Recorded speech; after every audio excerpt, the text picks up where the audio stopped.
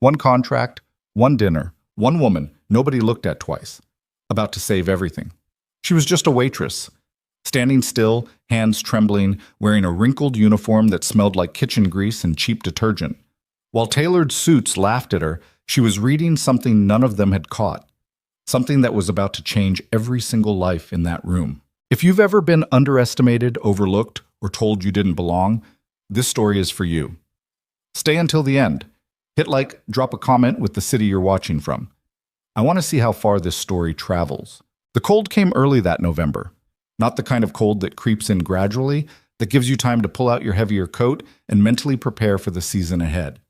This was the sharp, rude kind. The kind that slapped you across the face the moment you stepped outside, that found every gap in your scarf, every thin patch in your gloves, and reminded you, without apology, that the city had no particular interest in your comfort. Sophie Bennett felt it the moment she stepped off the subway at 57th Street, the wind tunneling down the avenue like it had somewhere important to be. She tucked her chin into the collar of her coat, the one with the broken zipper she'd been meaning to fix for 3 months, and walked faster. Her shift started at 7. It was 6:42. She had exactly 18 minutes to change into her uniform, tie her hair back, run through the evening's reservation list with the floor manager, and somehow quiet the low-grade anxiety that lived permanently somewhere behind her sternum. She had a contracts law midterm in 4 days. Her mother's next treatment was on Friday, and the heating in her apartment had stopped working sometime around 3 in the morning, which meant she'd slept in 2 sweaters and still woken up with her breath visible in the dark. She was 30 years old, and most days she felt about 60. Crown Aurelia sat at the end of a discreet block in Midtown, the kind of restaurant that didn't advertise itself because it didn't need to. No neon sign, no Yelp listing, no social media presence worth mentioning. Just a carved wooden door, a small brass plate engraved with the restaurant's name, and 2 enormous men in dark coats stationed outside like sentinels. If you had to ask how to get a reservation, you probably couldn't afford one. If you showed up without one, you were turned away so politely that you almost didn't realize what had happened until you were already back on the sidewalk. Sophie had worked there for 2 years. She entered through the service entrance, the way she always did, nodding to Marco the dishwasher as she passed through the kitchen corridor. The back of the house was already in controlled chaos. Line cooks shouting in 3 languages, the percussion of pans, the sharp smell of reduced wine and butter, and something roasting that cost more per pound than Sophie made in a shift. She changed quickly in the staff room, pulling on the fitted black uniform that was 3 sizes too big because the restaurant had run out of her size when she started and never bothered to order more. She'd safety pinned it in 2 places to keep it from swimming on her frame, but it still made her look like she was playing dress-up in someone else's clothes. She looked at herself in the small mirror above the lockers. Dark circles, hair that needed a trim 2 months ago. A small scar above her left eyebrow from a car door incident she'd rather not think about. She looked exactly like what she was, someone who was tired, running behind, and doing her absolute best. She tucked a loose strand of hair behind her ear and went out to face the dining room. Matep. The floor manager, James, was a compact man with excellent posture and the slightly haunted look of someone who had spent 15 years managing the expectations of people who believed their happiness was his personal responsibility. Sophie. He said her name like a greeting and a warning at the same time. Table 7 tonight. The private investment dinner. She felt her stomach tighten slightly. The whole table. The whole table. 8 covers. They've booked the East Wing alcove for privacy. He handed her a printed card with the reservation details. There are documents on the table. They arrived ahead of the guests and were placed specifically. Do not touch them. Do not move them. Do not allow water or anything else near them. Understood. These are not ordinary guests, Sophie. James, none of our guests are ordinary guests. He almost smiled. These are especially not ordinary. One of them is Ethan Vaughn. The name landed without any visible effect on Sophie's expression, though internally she ran a quick calculation. Ethan Vaughn. She'd read about him once in a business journal she'd borrowed from the law school library, not because she was particularly interested in Manhattan real estate empires, but because his company had been involved in a landmark case about commercial lease interpretation that her professor had referenced. 32 years old, one of the youngest self-made billionaires in the city, notoriously private, notoriously difficult. Got it, she said. And Sophie, James lowered his voice slightly. Elaine Voss will also be at the table. That name she recognized differently. Everyone in the service industry recognized that name differently. Elaine Voss was the kind of woman who left one-star reviews in restaurants that didn't exist on any public platform. She had her own channels, her own networks, and a reputation for making quiet trouble for anyone who crossed her. She was glamorous in the way that expensive things are glamorous, perfect on the surface, and fundamentally cold underneath. "I'll be careful," Sophie said.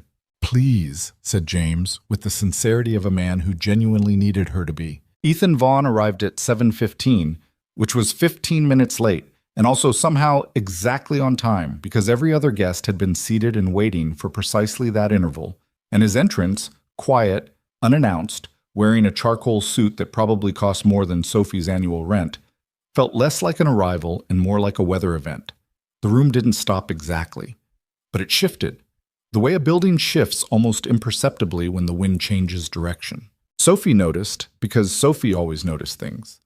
She had been doing a last check on the table settings when he walked in, and she caught only a glimpse before redirecting her attention to a wine glass that needed realigning.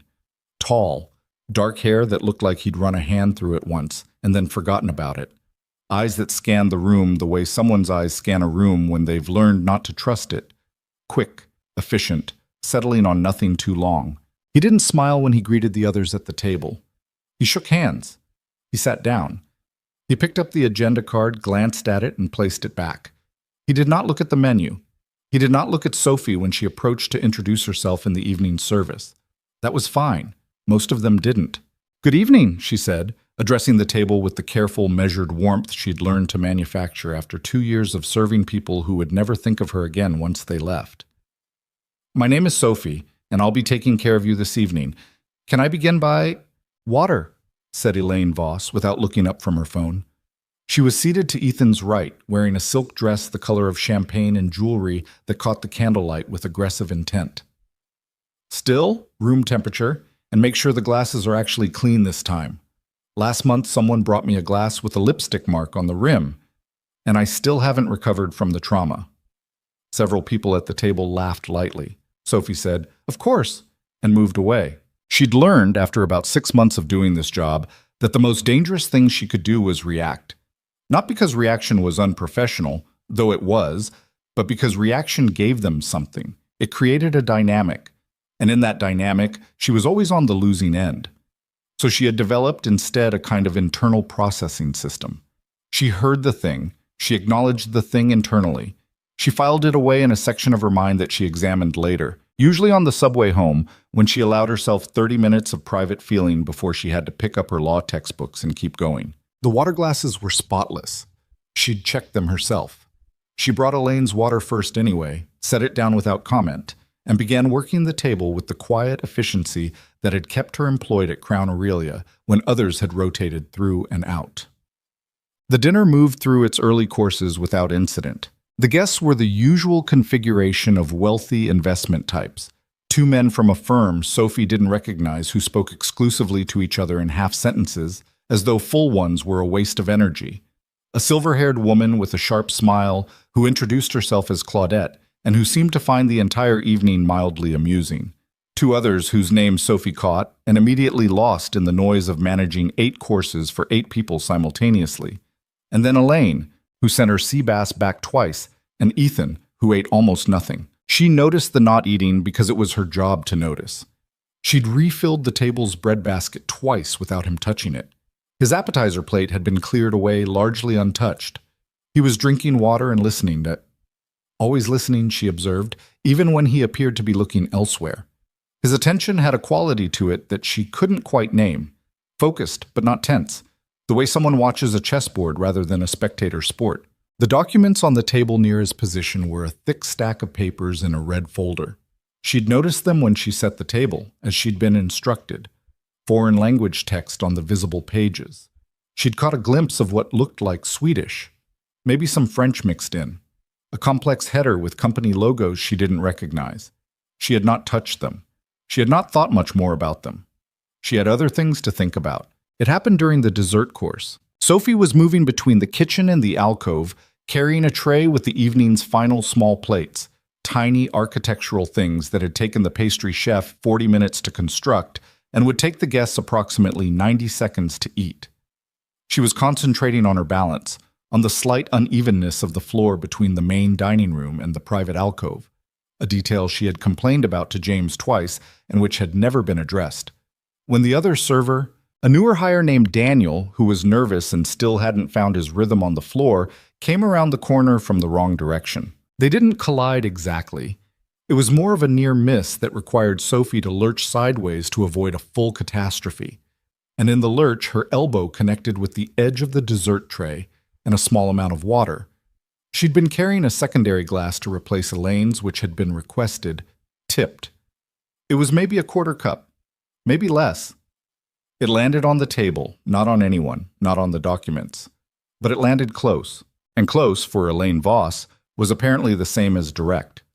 Oh my God! Elaine's voice cut through the ambient sound of the restaurant with the precision of something designed specifically for cutting. Every nearby head turned. Are you serious right now? I'm so sorry, Sophie said immediately, already reaching for the linen napkins. Don't touch anything. Elaine stood, pushing her chair back. She was not tall, but she had the presence of someone who had spent years learning to fill more space than her physical dimensions technically required. Do you have any idea what is on this table? Do you have any idea, any comprehension whatsoever of what those documents represent? The water didn't... Do not speak to me. Elaine looked at her with an expression that Sophie recognized but had never had directed at her with quite this intensity before. It was the look of someone who had just found a legitimate excuse to do something they'd been wanting to do anyway. I want to speak to a manager, now. Of course, I'll get... Oh, Tish Shubbins. Actually, wait. Elaine tilted her head. Something shifted in her expression. Less anger, more performance. She was playing to an audience now, and she knew it. The entire alcove had gone still. Ethan Vaughn was watching from the end of the table, his face unreadable. Before you slink off, I want to ask you something. Sophie stopped. The smart thing, the professionally correct thing, the James-endorsed thing, would have been to deflect, apologize again, and retrieve the manager immediately. But something in Elaine's tone made her feet pause and her jaw set very slightly. Do you read? Elaine asked sweetly. Sophie looked at her. Excuse me? It's a simple question. Can you read? Elaine picked up one of the pages from the red folder with 2 fingers, as though it were something only marginally less distasteful than touching the waitress directly. She held it out. Here, this document you nearly destroyed with your clumsiness. Read it to me, if you can. The room was very quiet. Sophie was aware, in a peripheral way, that this had crossed some kind of line, that this was no longer a complaint about service, that this had become something uglier and more deliberate. She was also aware that her face felt hot, which she hated, because she prided herself on control and her face was betraying her. She was also aware, in a completely separate part of her brain that had nothing to do with emotions at all, of exactly what was written on the page Elaine was holding, because she'd seen that kind of language before. She'd spent 18 months studying commercial contract law. She'd written a 40-page paper on cross-border corporate acquisition frameworks. She'd read Swedish legal documentation as part of a research project on Scandinavian real estate investment structures, which had been the most boring and also most unexpectedly useful 8 weeks of her academic life. And the clause visible on that page, she looked at it again. Really looked. Something went very cold in her chest that had nothing to do with the November temperature outside. Go ahead, said Elaine, with a smile that didn't reach anywhere close to her eyes. Read it, or admit you can't, and we can move on with the evening. There was a low, uncomfortable shuffle of chairs. Someone cleared their throat. One of the men from the unnamed firm looked at his hands. Claudette, the silver-haired woman, was watching Sophie with an expression that was harder to read, something between discomfort and curiosity. Ethan Vaughn said nothing. He was looking at the stack of papers remaining in the folder. Sophie reached out and took the page from Elaine's hand. She looked at it for a moment. Clause 14, subsection B, she said. Her voice came out steadier than she expected. In the event of a payment default or covenant breach, as defined under Section 8.2, all primary asset titles and controlling interest in the listed subsidiary entities shall be transferred automatically and irrevocably to the designated foreign holding company within 48 hours, without requirement for further negotiation or judicial review. She looked up. The table was staring at her. Elaine had stopped smiling. That's the Swedish text, Sophie continued, looking at Elaine directly. The French paragraph below it is a restatement of the same clause with slightly different language. The phrase sans recours juridique means without legal recourse. The two versions together create a cross-jurisdictional enforcement mechanism that would be extremely difficult to challenge in any single court. Silence. Complete, absolute, ringing silence. She's... One of the men from the unnamed firm started, then stopped. She's correct, said Claudette quietly from the far end of the table. Elaine's expression had gone through several things in rapid succession. Surprise, calculation, something that might have been panic but was quickly covered by a very practiced blankness. Sophie set the page back down on the table, gently, precisely where it had been. I'm sorry about the water, she said. I'll send James over immediately. She turned to leave. Wait. The voice was quiet, not loud, not sharp, just precise. The kind of voice that's accustomed to being heard without having to raise itself. She turned. Ethan Vaughn was looking at her for the first time all evening, really looking, the kind of look that was not about service or convenience, but about actual seeing. His eyes were darker than she'd registered before. There were lines around them that she hadn't noticed at distance. He looked, she thought, like someone who had been awake for a very long time. You said Clause 14, subsection B.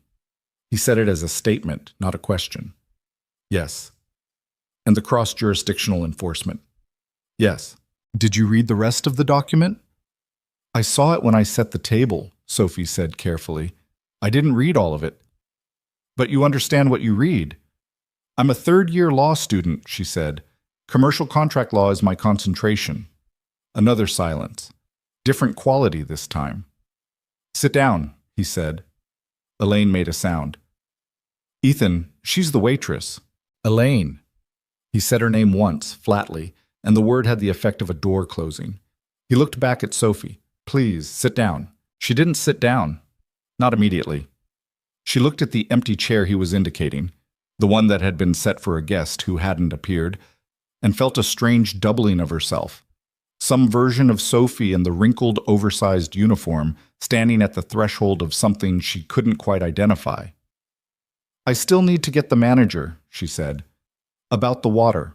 The water is fine. The documents are fine. He pulled the red folder toward him and opened it flat on the table. Sit down, please. I need you to look at this. She sat down. The boardroom gravity of the moment was something she'd later struggled to describe accurately. 8 people, all with net worths that made her student loan balance look like a rounding error, watching a waitress in a safety-pinned uniform take a seat at their investment table and start reading their contract. She read it. Not quickly, not performatively. She read the way she read everything that mattered, with her full attention, tracking the language the way her professor had taught her, noting where phrasing shifted, where specificity softened into vagueness, where the apparent meaning and the technical meaning diverged. It took her 11 minutes. No one at the table spoke.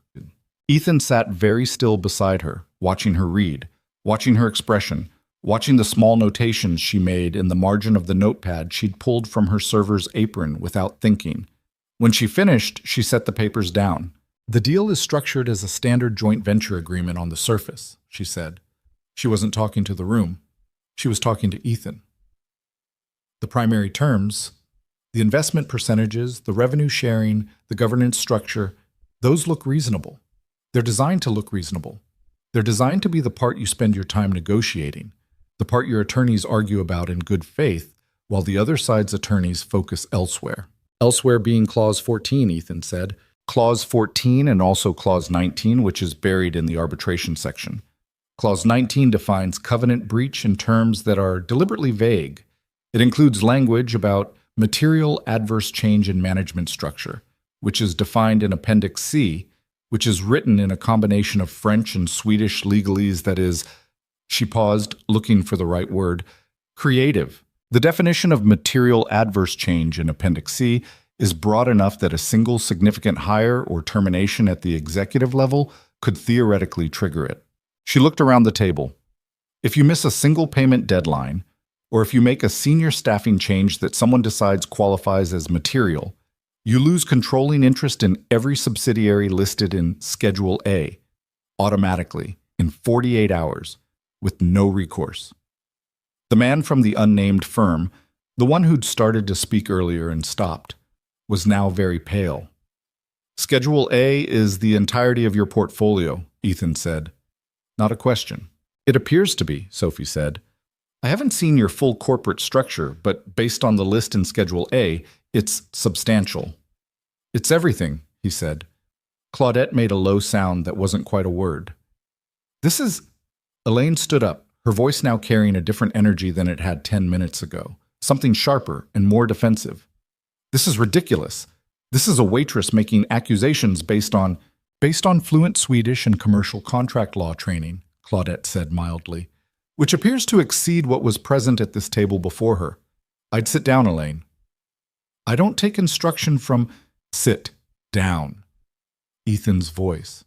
Quiet, flat, final. Elaine sat. Sophie looked at the table. She was aware her hands were slightly unsteady, not from nerves exactly, but from the particular adrenaline of something that matters, something real, the way her hands used to shake before moot court arguments. She pressed them flat against the notepad. Mr. Vaughn, she said, I want to be clear about what I'm telling you and what I'm not. I've read this document once, quickly, under unusual circumstances. I could be missing something. You need your attorneys. My attorneys reviewed this document, he said. There was something in his voice that she couldn't quite identify. For 3 weeks. She looked at him. They approved it, he said. She said nothing for a moment, then carefully, Then I'd suggest you need different attorneys. The dinner ended shortly after that, not with any formal announcement or dramatic gesture. Things in that world rarely ended that way. It ended the way bad investments end, with a quiet, controlled withdrawal. Ethan collected the documents. He spoke briefly to Claudette in a low voice that Sophie couldn't hear from where she'd retreated to the service station. The 2 men from the unnamed firm left quickly, without finishing their dessert. Elaine remained seated for several minutes after everyone else had risen, her champagne-colored dress somehow less luminous than it had been at the start of the evening. Sophie was restocking the bread station when James appeared at her elbow. What happened? He whispered. I'll explain later, she said. Did you speak to the guests? Yes. Sophie. His voice was pained. You're supposed to... I know. She looked at him. I know, James. I'll explain later. I'm sorry. He made a sound that communicated approximately 7 different emotions simultaneously and moved away. She was beginning this final table breakdown when she heard footsteps behind her and turned to find Ethan Vaughn standing at the entrance of the alcove. He'd put on his coat, a heavy wool thing, charcoal to match the suit. He was holding the red folder under his arm. He looked at her with the same quality of attention she'd noticed at the table, like he was solving something. I didn't catch your name, he said. Sophie Bennett. Sophie. He seemed to try the name out, not in the strange way some guests did, possessively, like using her first name established something, but in the way of someone who was memorizing it. How far along are you in law school? 3rd year? I graduate in May. Who's your contracts professor? Marlena Chu. A brief pause. I know her work, he said. She's exceptional. She is, Sophie agreed. He was quiet for a moment. Around them, the restaurant continued its end-of-service motion. Servers consolidating tables, the sound of the kitchen beginning its deep clean, the low jazz that Crown Aurelia played in the final hour before closing. I would like to offer you a consulting engagement, Ethan said. Tomorrow morning, 9 o'clock. My office is on Park Avenue. I need the document reviewed properly. The whole thing, not just what you caught tonight. And I need it done by someone whose analysis I can trust. Sophie looked at him. There were several things she could have said. She could have said she was a student, not a licensed attorney, and that engaging her in a formal capacity raised professional questions. She could have said she had class at 11 and a shift here tomorrow evening. She could have said she was tired, that she had a contracts midterm in 4 days, that her mother's treatment was Friday and she needed to organize the payment, that she was already stretched so thin she could feel it. She said, "What's the retainer?" Something in his expression shifted, almost imperceptibly, almost like surprise, except that he'd covered it before it fully arrived. "What are you expecting?" he asked. She thought about her mother's medical bills. She thought about the stack of law school tuition invoices on her desk at home. She thought about the broken zipper on her coat and the broken heater in her apartment, and the 18 months she'd been telling herself that it would get easier, and it hadn't gotten easier. $250,000, she said. Up front. The number sat in the air between them. Ethan Vaughn looked at her for a long moment. Then, for the first time all evening, for the first time she suspected in quite a while, one corner of his mouth moved, not quite a smile, but something adjacent to it. "I'll have the wire transfer processed tonight," he said. Sophie took the subway home at 11:43. She sat in the corner of the car and held her bag in her lap and looked at the dark tunnel rushing past the windows and felt the specific, exhausted, electric feeling of something having shifted without yet understanding what exactly had shifted or whether it was permanent. Her phone showed 2 missed calls from her mother. She called back. "Sophie, honey, I'm fine. I just wanted to hear your voice," her mother said, which meant she wasn't entirely fine but was trying very hard not to require anything, which was a thing she'd been doing since the diagnosis, and which broke Sophie's heart in a routine, daily way that she'd learned to manage but never to stop feeling. "I'm on the subway, Mom. I'll call you tomorrow morning before your appointment." "You sound different." "I'm tired." "No, it's different than tired." A pause. The particular silence of her mother thinking. "Something happened?" "Maybe," Sophie said. "I'll tell you about it when I know what to tell." She hung up and looked at the tunnel again. She thought about Ethan Vaughn's face when she'd quoted the retainer. She'd expected him to negotiate. She'd expected him to look at her, this waitress in a safety-pinned uniform, this nobody, and offer a fraction and assume she'd take it gratefully. She'd chosen the number specifically because it felt impossible, because she'd decided that if he was going to engage her, it would be on terms that meant something, terms that acknowledged what she'd just done in that room. He hadn't negotiated. She didn't know what to do with that. She also didn't know what to do with the fact that when he'd looked at her, really looked, for the first time, at the table, she'd seen something she hadn't expected to see in someone like him. Not arrogance, not assessment, not the calculating look of a man pricing a new acquisition, just tiredness. A deep, very private exhaustion, the kind that people who are accustomed to managing everything very competently alone carry around in the lines of their faces and the set of their shoulders. She recognized it because she saw it every morning in the mirror above the lockers.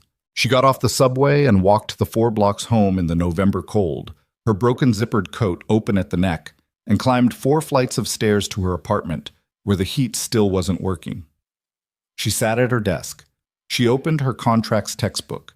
She had a midterm in 4 days, a shift tomorrow evening, a 9 o'clock meeting at a Park Avenue skyscraper, and a mother who needed her to hold it together. She opened to Chapter 14, Cross-Border Commercial Agreements and Jurisdiction, and began to read.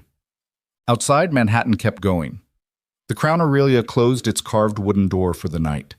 The brass plate caught the light from a passing cab and briefly gleamed. Somewhere in Midtown, in an office on a high floor with a view of the city laid out like a map, a man in a charcoal suit sat at a desk and looked at a red folder. He had a daughter who was 7 years old and who was being watched by her nanny tonight and who had left him a voicemail at 6:15 asking when he was coming home that he hadn't been able to listen to yet because if he listened to it in the restaurant, he wouldn't have been able to keep his face right. He listened to it now. "Daddy, Marta made pasta, and it's the wrong kind again. I told her you like the one with the ridges, but she keeps buying the flat one. Also, I drew you a picture. It's of a dog even though we don't have a dog. I just wanted to draw one. Come home, okay? Come home soon." He set the phone down. He looked at the red folder for a long time. Then he opened his laptop and initiated a wire transfer for $250,000 to an account he'd found by cross-referencing the name Sophie Bennett with the City Bar's student registration system. Because he was thorough, because he was always thorough, and because something in the way she'd said that number, steadily, clearly, like she'd already decided, had told him that she'd spend it on something that mattered. He hit confirm. He closed the laptop. He thought about going home.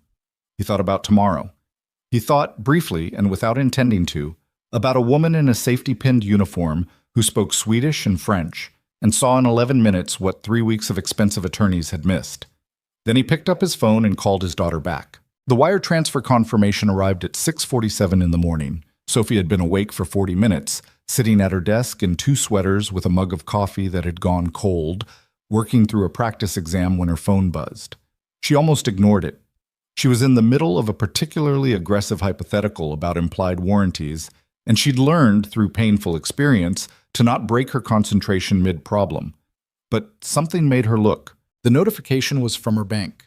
She opened it, read it once, read it again, set the phone face down on the desk, picked it up and read it a 3rd time, because the number on the screen was not a number she had ever seen associated with her name before, and her brain kept trying to correct it into something more familiar, something that made sense within the architecture of her normal life. $250,000. It was there. It was real. It had arrived at 11:58 the previous night, while she was sitting in this exact chair reading about cross-border jurisdiction frameworks, which felt like the kind of coincidence that wasn't a coincidence at all, but just life being occasionally grimly literal. She put the phone down again. She looked at the ceiling for a while. Then she picked up her pen and finished the practice exam, because she had a midterm in 4 days and the money, however real, did not change that fact. Nothing about her changed overnight. That was something she'd learned early. Circumstances could shift without warning, but you still had to show up to the thing in front of you, and the thing in front of her was a 40-point hypothetical about implied warranties, and she was going to finish it. She did finish it. Then she showered in water that took 3 minutes to get warm, dressed in the most professional thing she owned, a navy blazer she'd bought secondhand and had dry cleaned exactly twice, dark slacks, a white blouse she'd ironed the night before, and stood in front of the mirror in her bedroom. She looked at herself.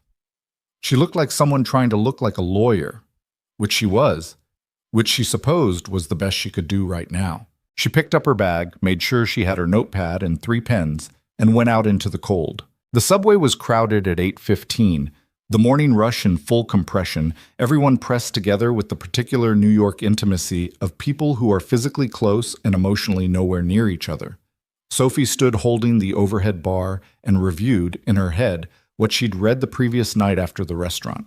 She'd pulled up every reference she could find on cross-jurisdictional asset transfer clauses and joint venture agreements. She'd gone back through her Professor Marlena Chu's published work on covenant breach definitions.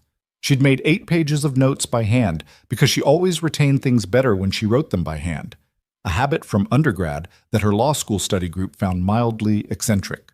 She was not, she reminded herself, a licensed attorney. She was a 3rd-year student. Whatever happened in that office today, she needed to be precise about the boundaries of what she was and wasn't qualified to say. She could read the document. She could flag what she saw.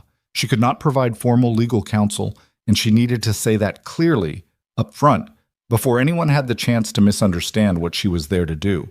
She also needed to not be intimidated. She was, preemptively, already a little intimidated. The Vaughn Capitol building on Park Avenue was 43 stories of glass and steel that managed to be simultaneously understated and overwhelming.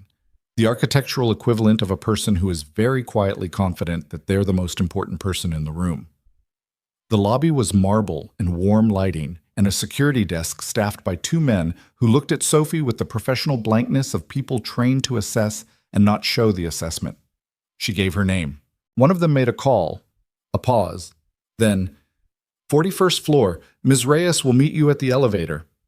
Ms. Reyes turned out to be a woman in her mid-40s with reading glasses pushed up on her head and the manner of someone who ran 7 things simultaneously and was completely at peace with that. She shook Sophie's hand briskly. Sophie Bennett, I'm Andrea, Mr. Vaughn's chief of staff. She was already moving toward a conference room as she spoke, and Sophie fell into step beside her. He's on a call until 9, which gives us 15 minutes. Coffee? Please. Milk, sugar? Black. Sensible. Andrea pushed open a glass door into a conference room that was roughly the size of Sophie's entire apartment. Floor-to-ceiling windows overlooked Park Avenue. The table could have seated 20. Someone had placed the red folder at one end, along with what appeared to be a second, thicker stack of documents Sophie hadn't seen before.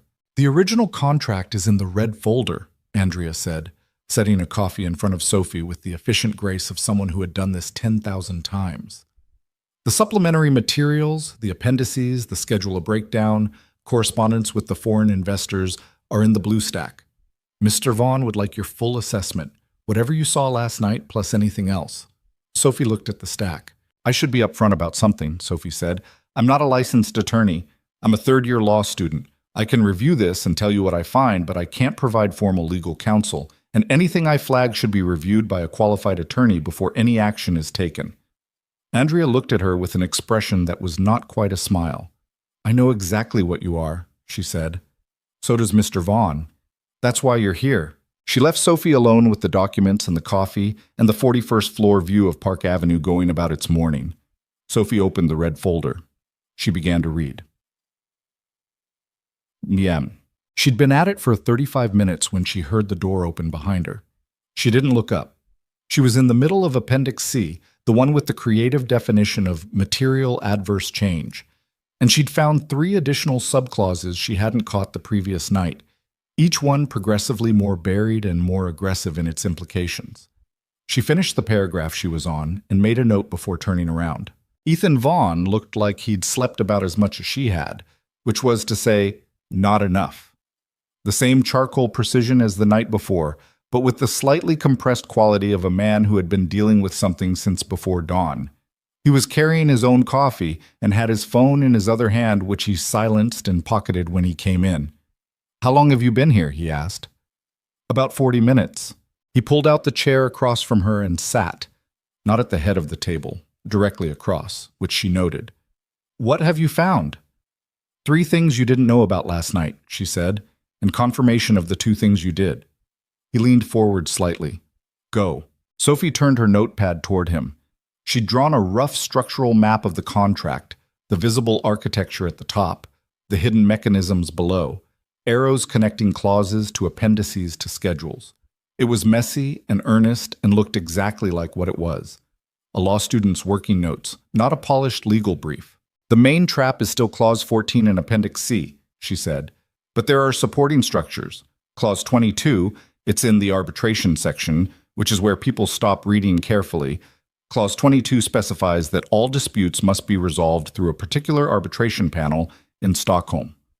That panel is, she flipped to a page she'd marked, named in Appendix F, which lists 3 individuals. I looked 2 of them up this morning. Both have prior affiliations with one of the foreign investment entities listed in Schedule A. Ethan was quiet for a moment. The arbitrators are connected to the investors. I can't prove that definitively without more research, but the connections are there and they're not disclosed anywhere in this document. And the third thing? The payment schedule. She turned another page. The deal specifies quarterly payments, which looks standard, but the payment dates are defined in Appendix B using a European banking calendar, not the U.S. calendar. There are 3 dates in the first year where the European and U.S. calendars diverge by 1 business day. If your payment processing is set up on a U.S. calendar, which it would be because you're a U.S.-based company, you would be technically 1 day late on those 3 payments. She looked at him. He'd gone very still. 1 day late triggers the covenant breach definition, she said, which triggers Clause 14, a silence that had weight to it. The payment schedule was designed to fail, he said. It was designed to appear to fail, she said. Technically, under the contract's own terms, you would be in breach. Whether that was intentional on the part of the drafting attorneys or a... She paused. Creative oversight, I can't say. Ethan set his coffee down. He looked at the structural map on her notepad. He was quiet for long enough that Sophie began to wonder whether she'd misjudged something, whether she'd overstepped in a way she couldn't read yet. My legal team, he said finally, 3 senior partners, 15 years of collective experience in commercial real estate transactions. They had this document for 3 weeks. I know. And they approved it. I know, she said again, which means either they're incompetent or they didn't read it carefully or... He stopped. Sophie said nothing. She wasn't going to finish that sentence for him. It wasn't her sentence to finish. He picked up his coffee again. Or something else, he said quietly, and the way he said it told her he'd already been sitting with the something else possibility since at least last night, probably since before that. I think, Sophie said carefully, that you should engage outside counsel to review this. Independent, no connection to your current legal team or to any of the parties in the deal. I'm planning to, he said. You're going to help me do that, today. She blinked. Today. The investors want a signed contract by end of week. I need to either renegotiate the terms or walk away. And I need enough documented analysis to do either one intelligently. He looked at her across the table. You're going to stay and work through this with me and whoever I bring in. If that's a problem, tell me now. Sophie thought about her 11 o'clock class. She thought about Professor Chu's lecture on remedies that she'd been planning to attend. She thought about her midterm. I have one condition, she said. What? I need to step out at 2 o'clock for 45 minutes, non-negotiable. He looked at her. What for? Personal reasons. She could see him calculating, the same way she'd seen him calculating at the restaurant. Quick and complete, reaching a conclusion without making a production of it. Fine, he said. 2 o'clock. Then I can stay. What followed was 6 hours that Sophie would later describe to her mother as the most exhausting and educational experience of my life, possibly including law school itself, which was saying something because law school had included Marlena Chu's first-year contract's final, which had hospitalized 2 students with stress-induced migraines. Ethan made calls. People appeared. A woman named Diane, who was apparently the most aggressively competent paralegal in Midtown, arrived with 3 additional attorneys. Not Ethan's regular firm, but people he clearly trusted because the manner in which he briefed them was direct and without performance. He told them what had happened at the restaurant. He told them what Sophie had found this morning.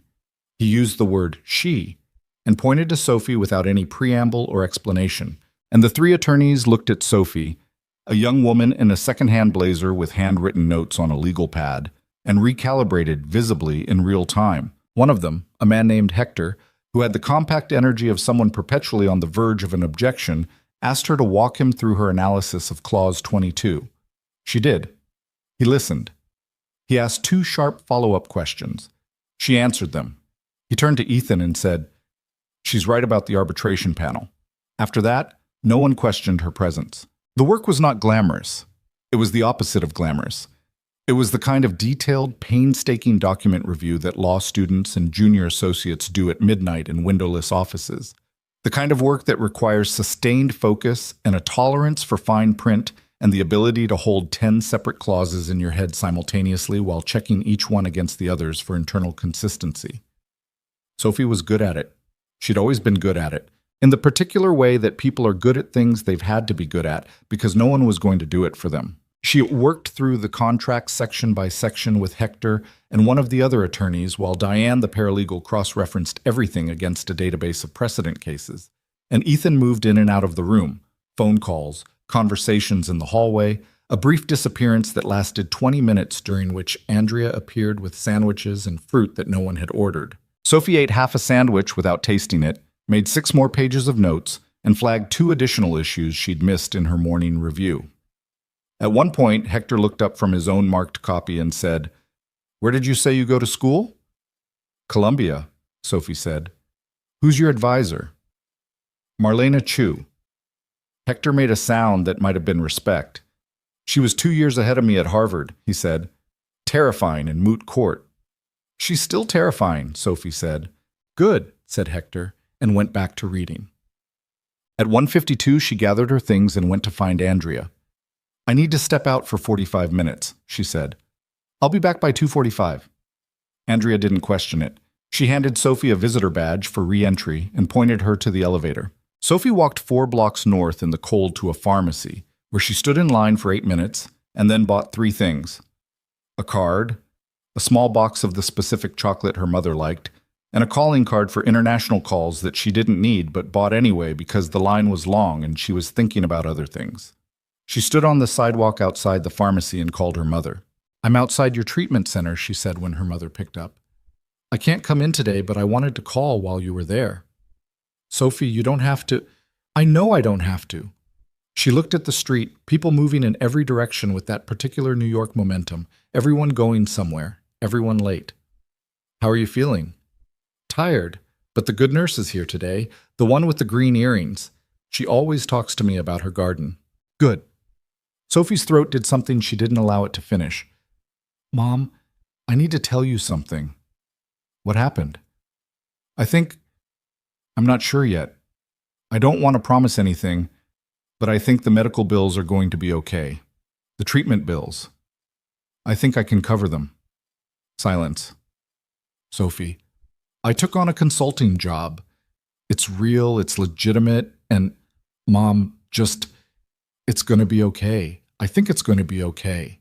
Her mother made a sound that Sophie had heard before and hoped she'd never have to hear again because it was the sound of someone who had been holding something for a very long time and had just been told, maybe, that they could put it down for a minute. Tell me everything, her mother said.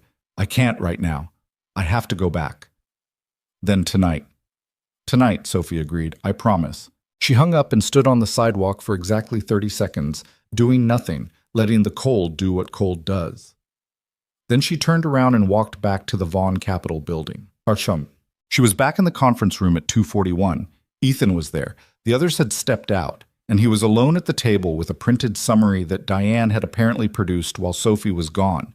A neat condensation of everything they'd found, formatted with the professional precision that Sophie's handwritten notes were emphatically not. He looked up when she came in. Everything okay? He asked. Fine, she said, sitting back down and pulling her notepad toward her. Where are we? He watched her for a moment before answering. Not intrusively. There was nothing intrusive about it. It was the same quality of attention she'd noticed at the restaurant, the same thing she'd thought about on the subway, about the particular exhaustion in people who carry things alone for a long time. We've identified 7 separate problematic provisions, he said. Hector thinks we have enough to go back to the investors and demand a complete renegotiation, or we walk. Are you going to walk? I don't know yet. He turned the printed summary toward her. What do you think? She looked at him across the table. He was asking her genuinely, not rhetorically, not performatively. He actually wanted to know what she thought. I think the deal was never a deal, she said. It was an acquisition dressed up as a partnership. If you renegotiate, you're negotiating with people who built a trap and are now surprised you found it. They're not going to bargain in good faith. So walk. That's my read. But I don't know your business the way you do. I don't know what this deal was supposed to accomplish or what you lose by walking away from it. Time, he said. Primarily. The expansion I was planning to fund with this would take another 18 months to finance through other channels. Is 18 months worse than losing everything in Schedule A? He was quiet for a moment. No, he said. Then walk, she said. He nodded slowly. Not like she'd told him something new, exactly. More like she'd said out loud the thing he'd been moving towards since last night, and it sounded different hearing it from outside his own head. The door opened and Hector and the others came back in, and the afternoon shifted back into the work, into clauses and subclauses, and the careful architecture of disengaging from a deal that had been designed to be very difficult to disengage from. Sophie worked through it with them, checking Hector's reasoning against her own, noting the places where they agreed and the 2 places where they didn't, making her case on the second one clearly enough that Hector changed his position and told her, without apparent ego, that she'd been right. By 5 o'clock, they had a complete analysis, a draft termination letter, and a strategy for the conversation with the foreign investors that Ethan was going to have.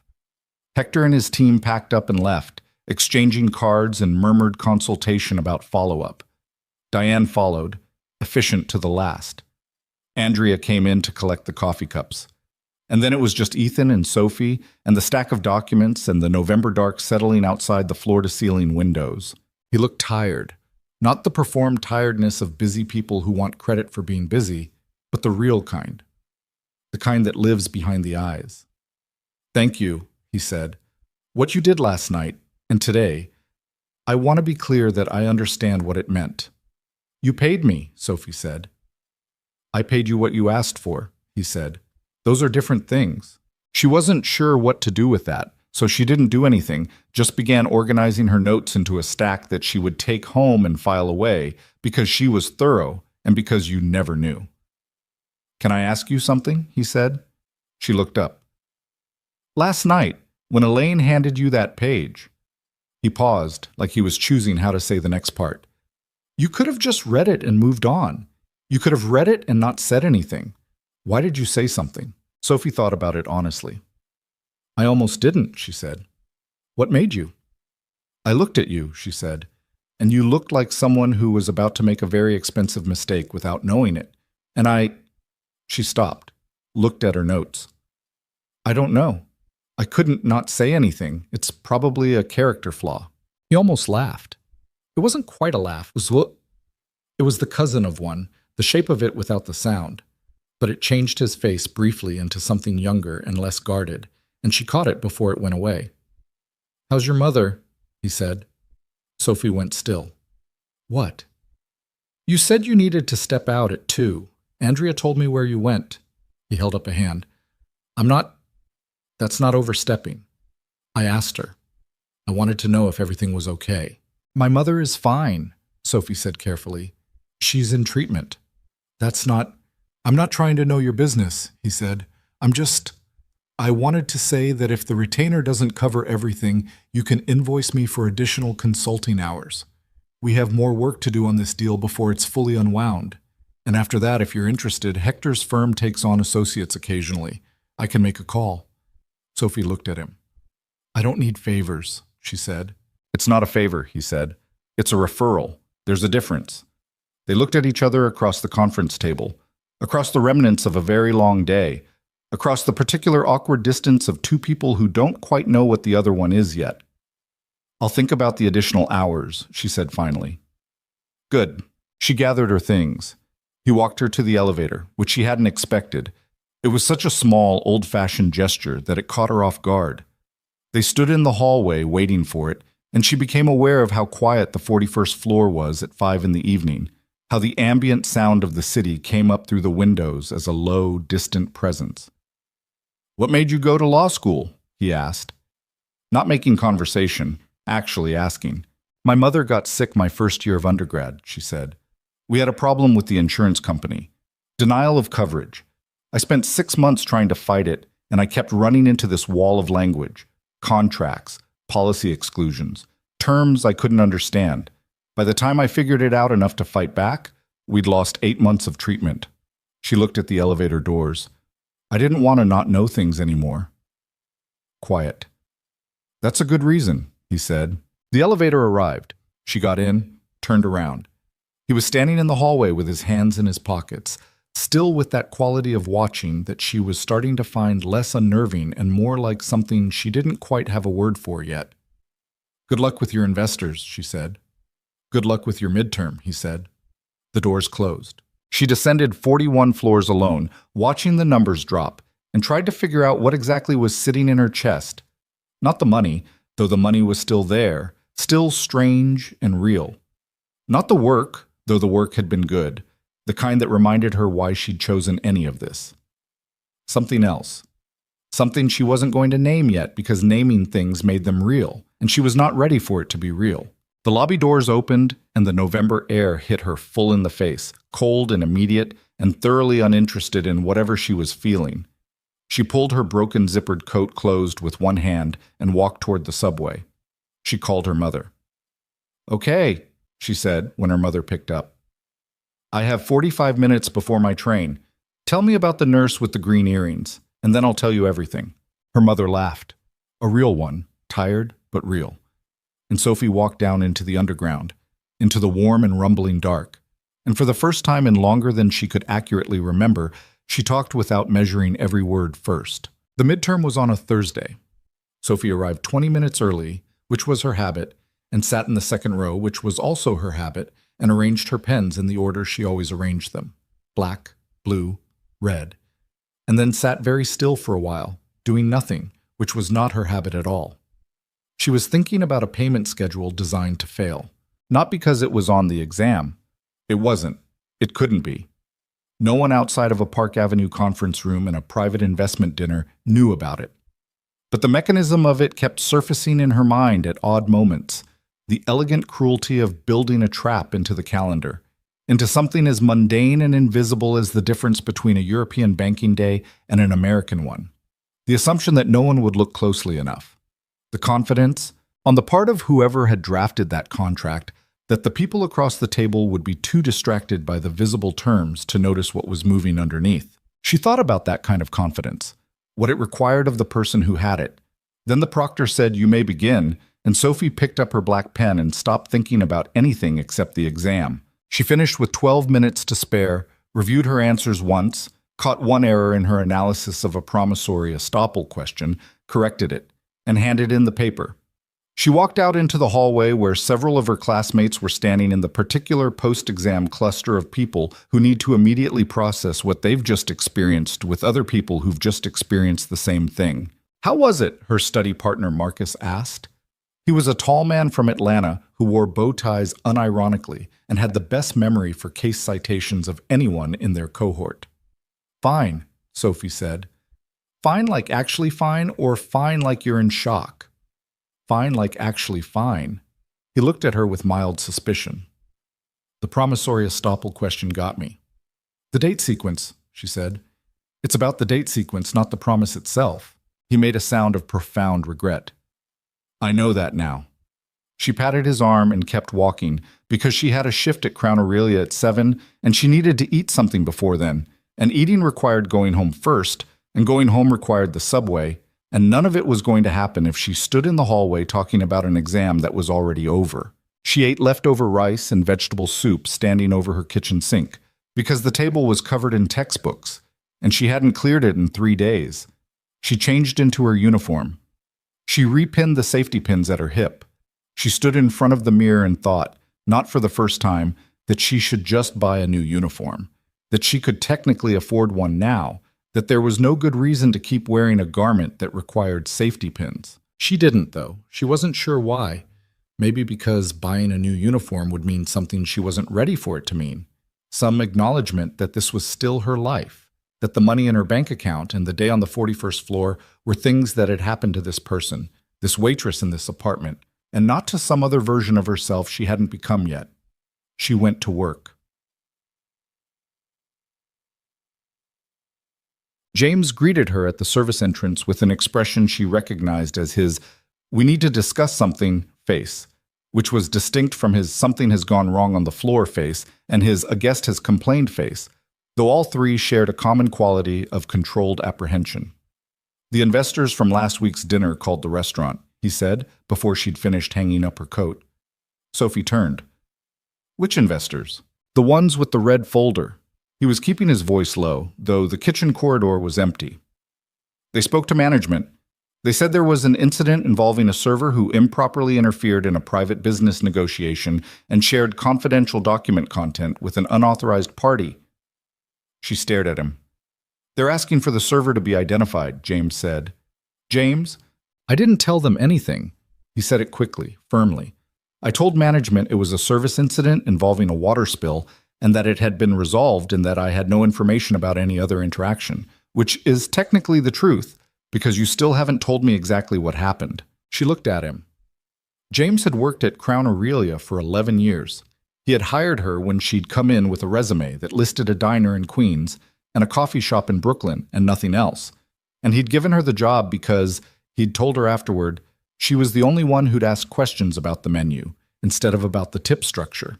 He was not the warmest person she'd ever known, but he was fair, and that counted for more than warmth most of the time.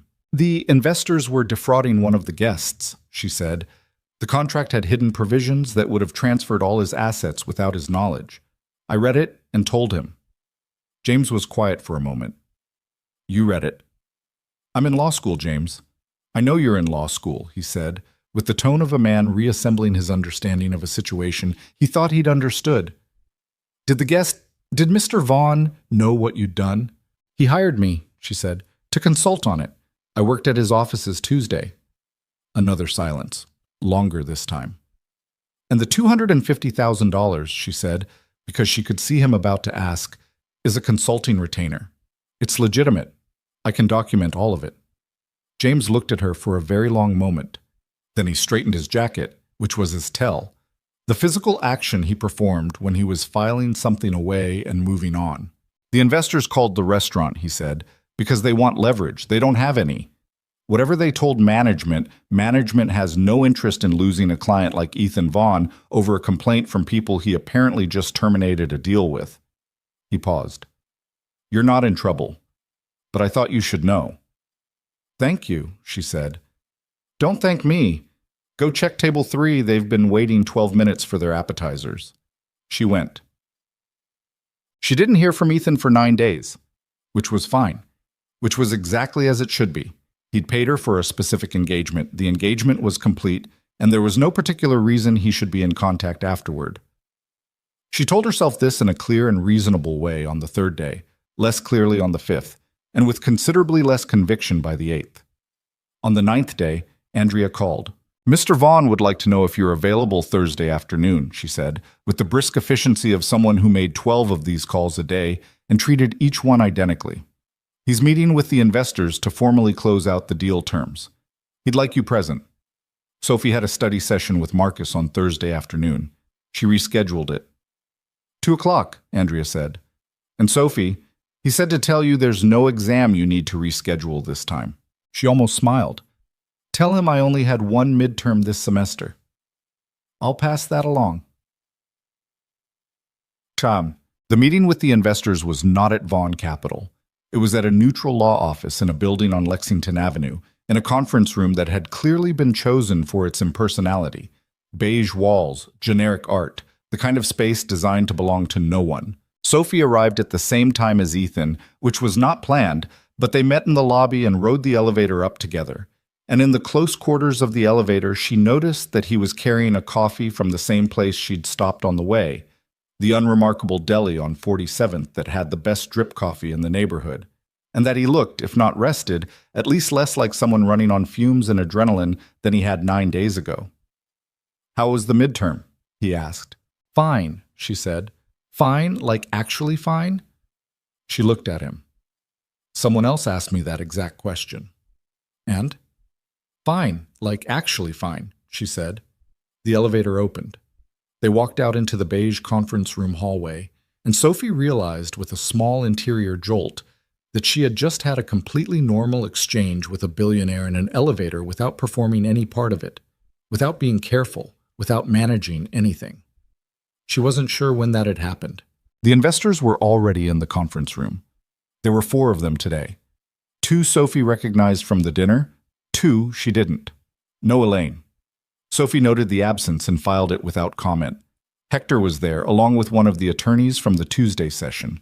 They nodded at Sophie with the matter-of-fact acknowledgement of people who had established a professional footing and were comfortable with it. The lead investor was a man named Henrik, tall, silver-haired, with the measured manner of someone who was accustomed to having the upper hand in rooms and was recalibrating in real time to the fact that he did not have it here. He looked at Sophie when she sat down. A brief assessment, quickly neutral. Ms. Bennett, he said, acknowledging her directly, which told her he'd done his research in the 9 days since the dinner. Mr. Henrique, she said. Ethan sat at the head of the table. He opened the meeting without preamble, without pleasantries. We're here to formally terminate the agreement under Section 18.1, mutual withdrawal prior to execution. I've had the termination letter drafted.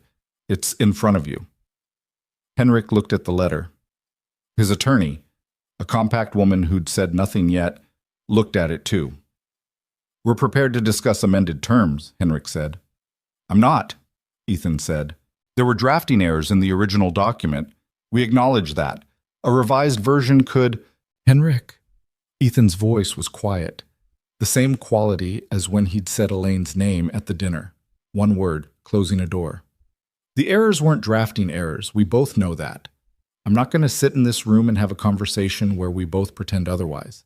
Sign the termination letter or don't. If you don't, we'll proceed through the arbitration clause, the one with the undisclosed panel affiliations, which I'm prepared to file a formal complaint about with the relevant bar associations in both jurisdictions. The compact attorney looked up sharply. Henrik was quiet for a long moment. Sophie watched him. She watched the calculation moving behind his eyes. The same calculation she'd seen in people before, the moment when someone decides whether the fight is worth the cost. It usually wasn't once the element of surprise was gone. Traps only work once. He picked up the pen. He signed the termination letter. His attorney signed the witness line. Ethan collected the document, passed it to Hector, and stood. "Thank you for your time," he said, with the polished neutrality of a man who has won something and is not going to make a spectacle of it. That was it. 23 minutes, start to finish.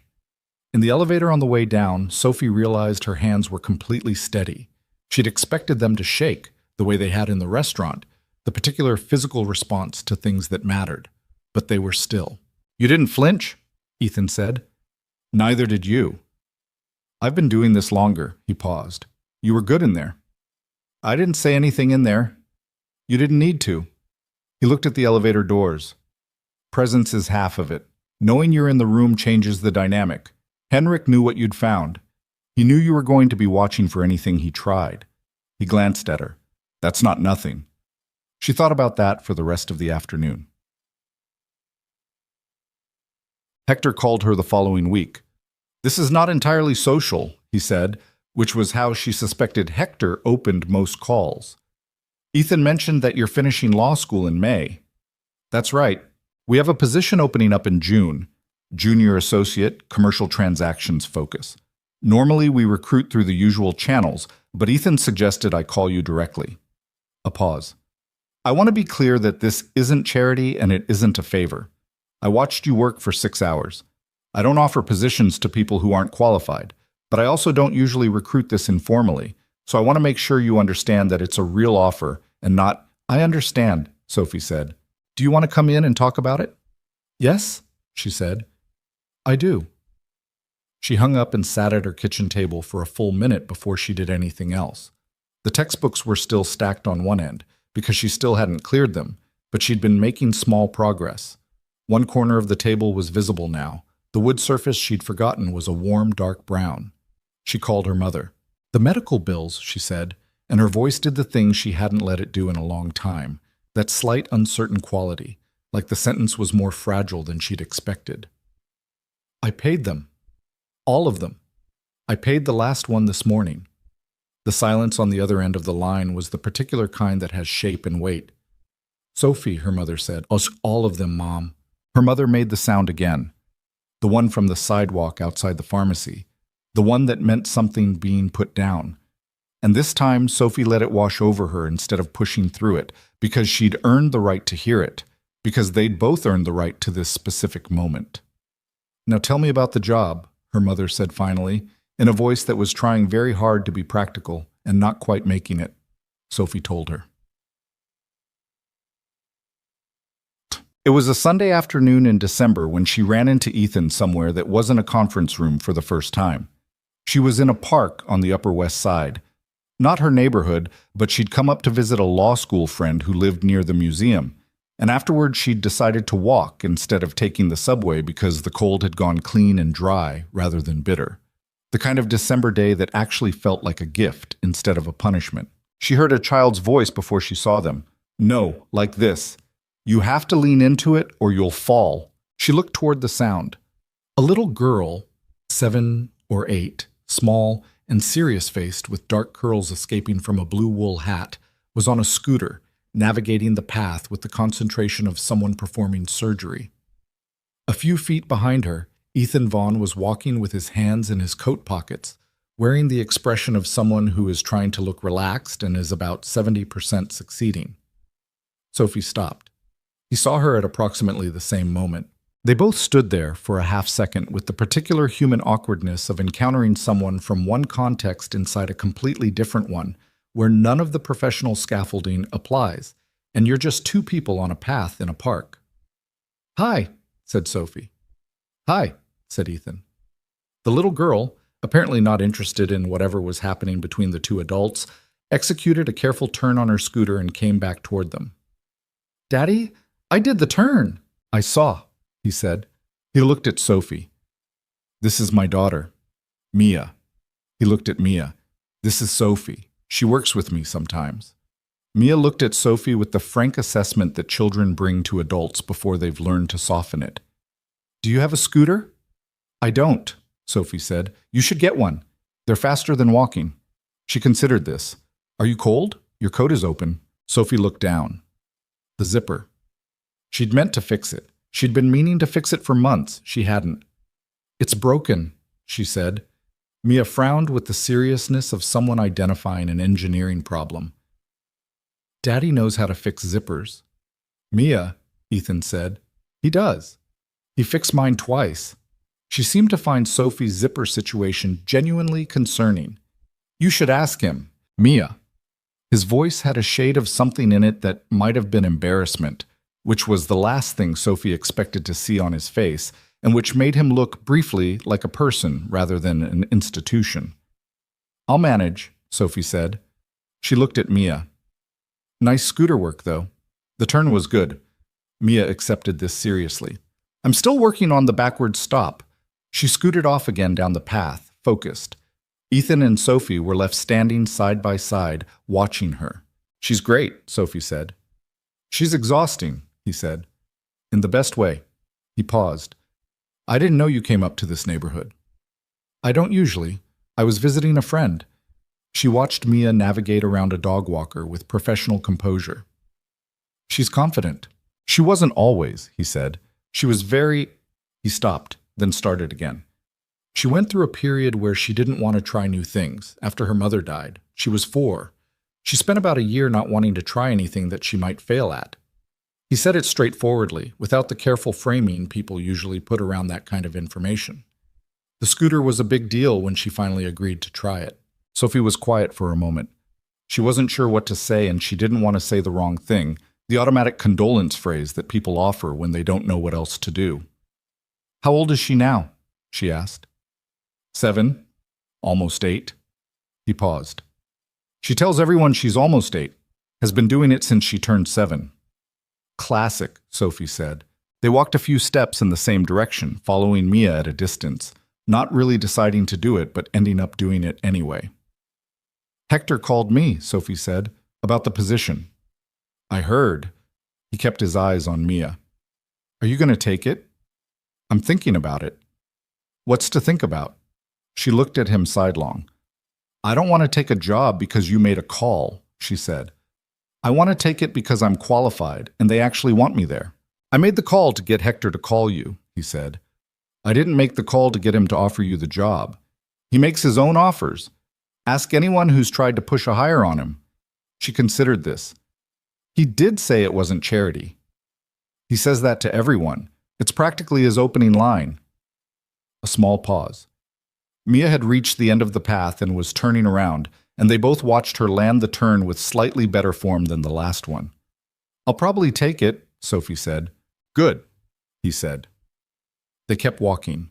It wasn't awkward exactly, or it was awkward in the specific way of two people who are both aware of something that neither of them is going to name right now, because the naming would change things before either of them is sure what things they want changed.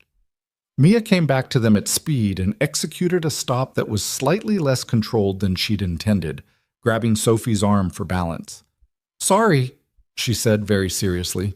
No problem, Sophie said. The stop needs work. Mia's eyes lit up with the pleasure of someone who has been given a real assessment instead of a polite one. I know. I'm working on it. She looked at her father. Can Sophie walk with us to the hot chocolate place? Ethan looked at Sophie with an expression that contained somewhere in it a question that was not about hot chocolate. Sophie thought about her subway card and the reading she'd planned for this evening and the 4 things on her to-do list that she'd been carrying forward for 3 days without addressing. Okay, she said, but I have to leave by 5. The hot chocolate place is 10 minutes, Mia said with great authority. We go every Sunday. It's not fancy, but it's the best one. They walked.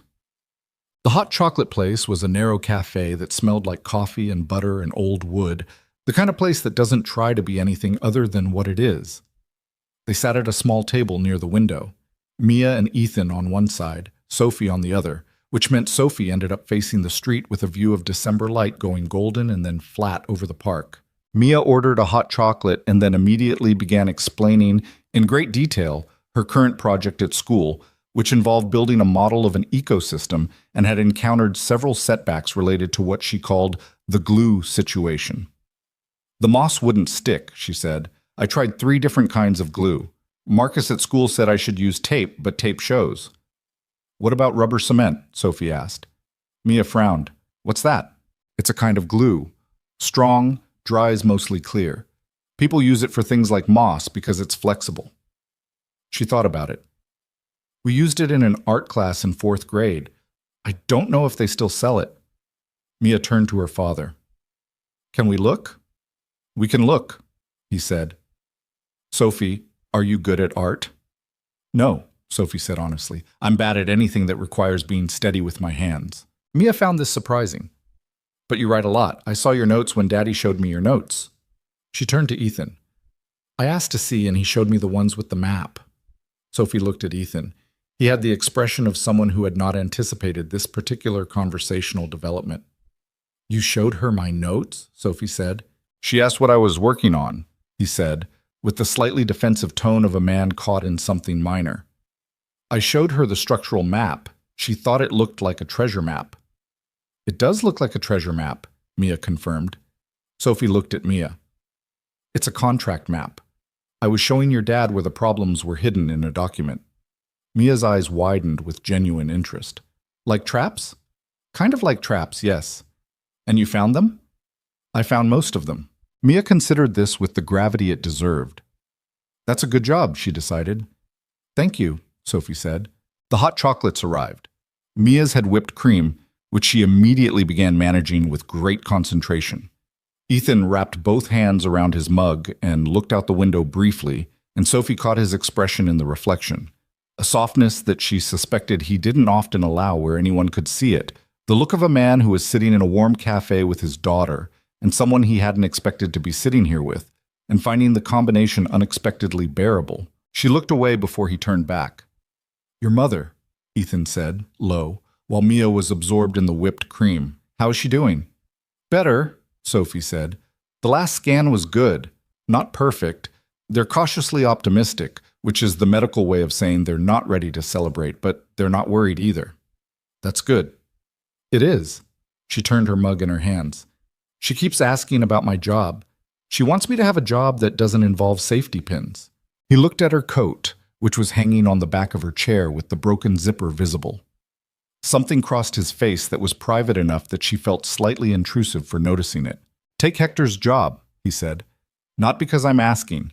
Because you worked for 6 hours in a conference room with some of the sharpest people I employ, and you held your own completely. Because you found what 3 senior partners missed. Because, he paused, because you're good at it, and you should get to do things you're good at. She looked at him. My mother would agree with you, she said. Smart woman. Don't tell her that. She'll become impossible.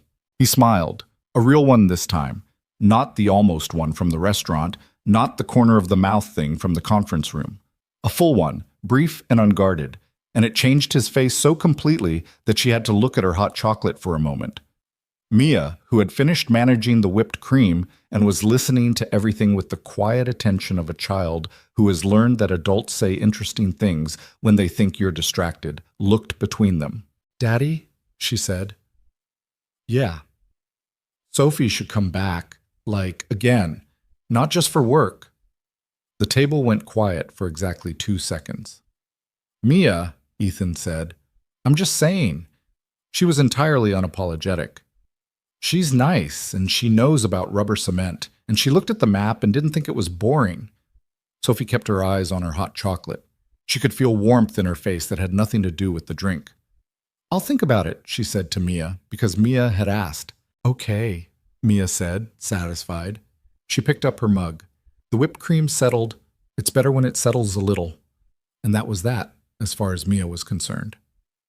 Sophie left at 5, as she'd said she would, pulling on her coat in the doorway of the cafe while Mia finished the last of her hot chocolate and waved without looking up. Ethan walked out with her to the corner, which again was not something she'd expected, and they stood on the sidewalk in the December cold with the park visible behind them and the street going busy with the Sunday evening return of everyone who'd been somewhere. Thank you, he said, for this afternoon. It wasn't planned. I know, she said. It was fine. She meant it. He nodded slowly. He looked like he wanted to say something else and was deciding whether to say it, and she watched the decision happening and found herself unusually not in any rush to fill the silence. She liked you, he said finally. She doesn't like most people. She's polite, but liking is different. I liked her, Sophie said. She's honest. She told me my stop technique needed work. She said the same thing to a professional cyclist in this park last spring. He was startled. Sophie laughed, an actual laugh, short and surprised, the kind that doesn't have time to be self-conscious. Ethan looked at her when she laughed. In the way he'd looked at her at the restaurant, at the table, over the contract, the same quality of attention, the same stillness, but with something different in it, something that wasn't about documents or negotiations or what she was going to find if she read far enough. She stopped laughing. They were standing close enough that she could see the cold had brought color into his face, the way it does to people who run warm. I should go, she said. Yeah, he said. Neither of them moved for another 3 seconds, which was technically a very short time and practically something longer. The job, he said. Call Hector. I will, she said. She turned and walked toward the subway entrance at the corner. She did not look back because looking back would mean something, and she was still in the phase of not naming things. But at the top of the subway stairs, she stopped because she'd forgotten something, or convinced herself she had, and looked back. He was still standing at the corner. He hadn't moved yet.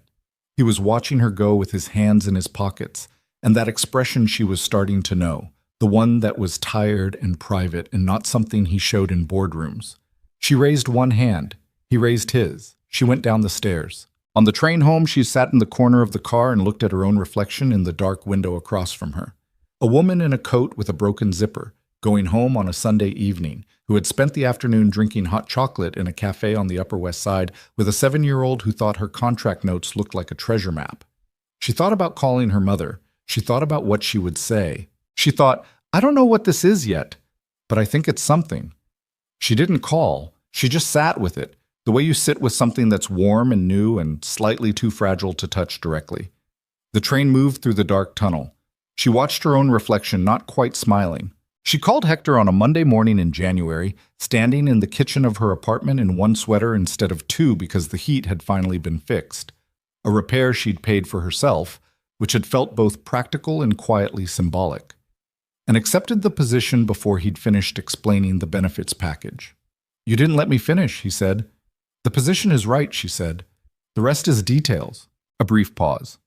I'm going to enjoy having you in the office, he said, in the tone of someone who doesn't say that often and means it when they do.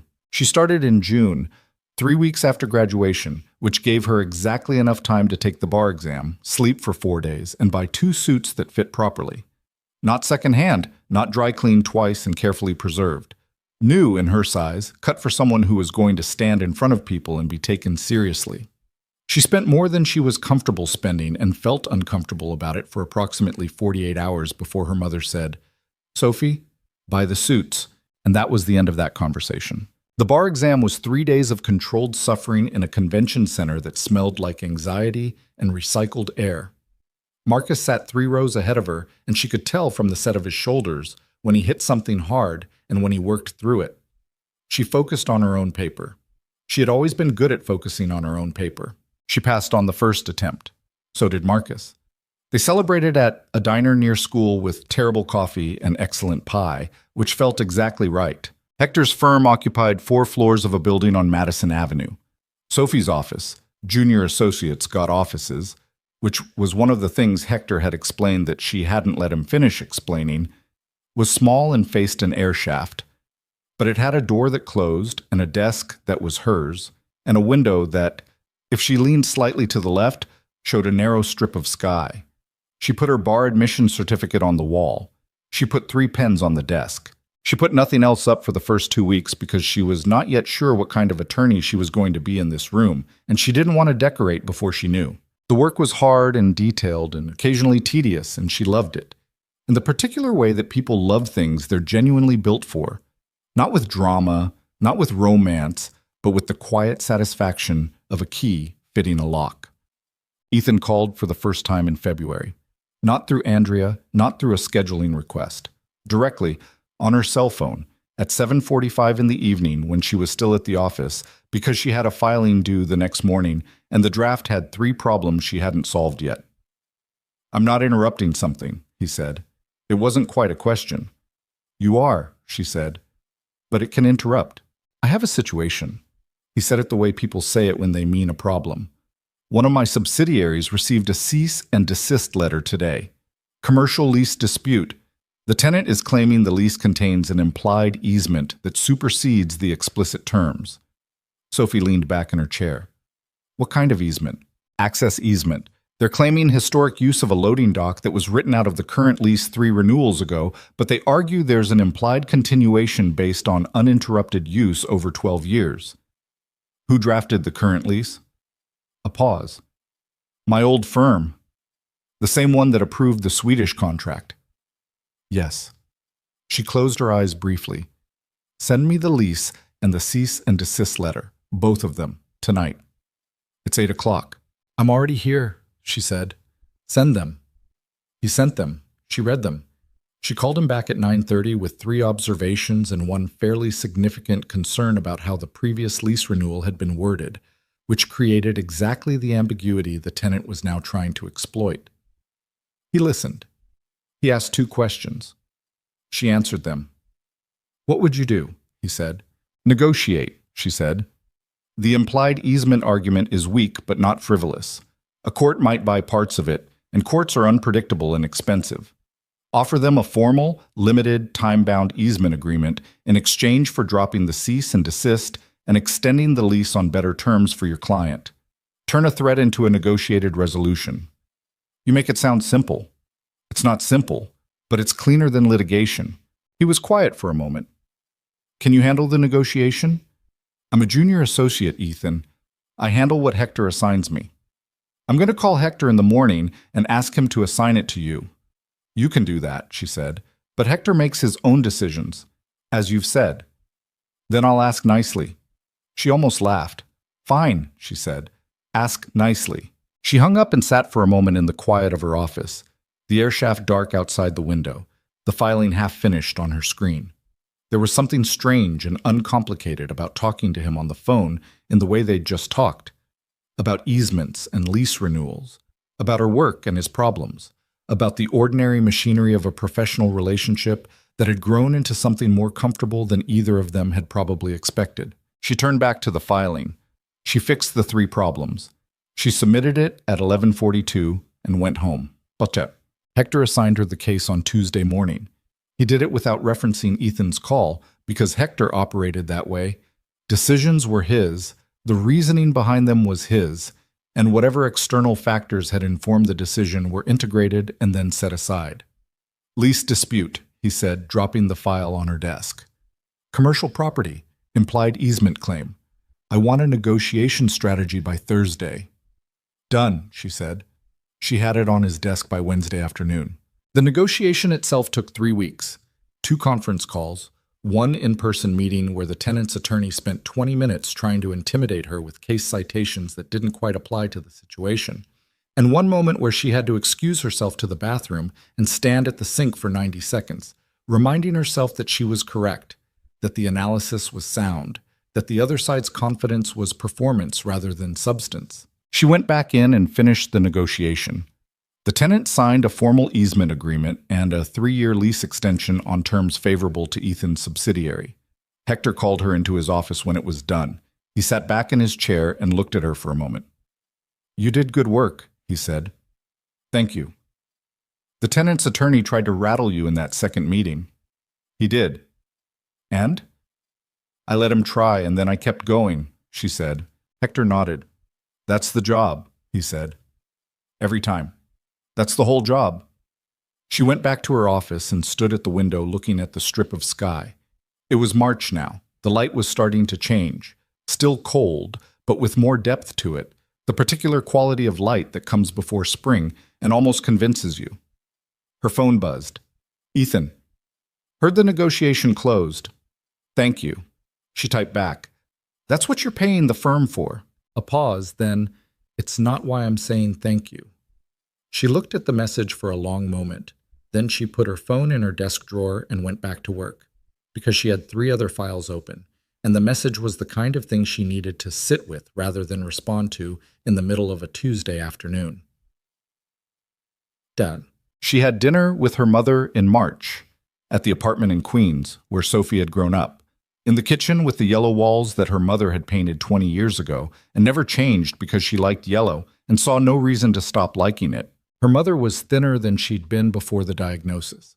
She moved more carefully, but she was cooking. Actually cooking the lamb and rice dish that took 3 hours and had been Sophie's birthday dinner every year since she could remember. And the apartment smelled like cumin and slow heat. And Sophie sat at the kitchen table drinking tea and feeling something in her chest that she rarely allowed herself to feel at full volume. "Tell me about this man," her mother said, with her back to Sophie, stirring something. "There's nothing to tell." Sophie: "I'm serious. He's a client. We've talked. We've had hot chocolate once." "You had hot chocolate?" "With his daughter," Sophie said. "It was completely unromantic. His daughter told me my coat needed fixing." Her mother turned around. She had a wooden spoon in one hand and the expression she'd perfected over 30 years of raising Sophie, the one that communicated clearly that she knew exactly what was happening and was waiting for Sophie to catch up. "What?" Sophie said. "You said his daughter." "She's 7. You said his daughter the way people say things when they're fond of something." Sophie looked at her tea. "She's a good kid. She's direct. She doesn't perform. Like someone I know," her mother said, and turned back to the stove. Sophie was quiet for a while, listening to the sound of cooking, the specific domestic percussion of her mother's kitchen, the particular knock of that wooden spoon against that specific pot, a sound that had been part of Sophie's internal landscape since before she could articulate what a landscape was. "I don't know what it is," she said finally. "I'm not even sure it's anything. He's a complicated situation. His life is complicated. He's been alone for a long time, and I think he's—" She stopped. "I think he doesn't know what to do with something that isn't work. I think that's something I understand. And I don't know if understanding something about someone is the same as—" "It's not the same," her mother said, "but it's where it starts." Sophie drank her tea. "Just don't wait too long," her mother said. "Not because of him, because of you. You've been waiting for things to be right before you let yourself want them, the bills to be paid, the degree to be done, the exam to be passed." She paused. "Sophie, the list doesn't end. That's not how it works." Sophie knew her mother was right. She usually did, which was occasionally inconvenient. "The lamb smells good," she said. "It's been cooking for 2 hours," her mother said. "Of course it smells good. Stop changing the subject." In April, Ethan called at an unreasonable hour. It was 11 at night and Sophie was in bed, not asleep, reading a case file on her tablet because she had a deposition in the morning, and she was the kind of person who read things before bed, even when the rational part of her brain acknowledged that she'd read them already and knew them fine. Her phone lit up with his name, and she stared at it for one ring before answering. "It's late," she said. "I know." He sounded different. Not the composed, measured version she knew from conference rooms and park corners and Sunday hot chocolate. More tired. The real kind. "I'm sorry. I can call back." "You're already calling. What's wrong?" A pause. "Nothing specific. Mia had a rough day. She had a project presentation at school, the ecosystem thing, and some kids in her class said something. Kids are—" He stopped.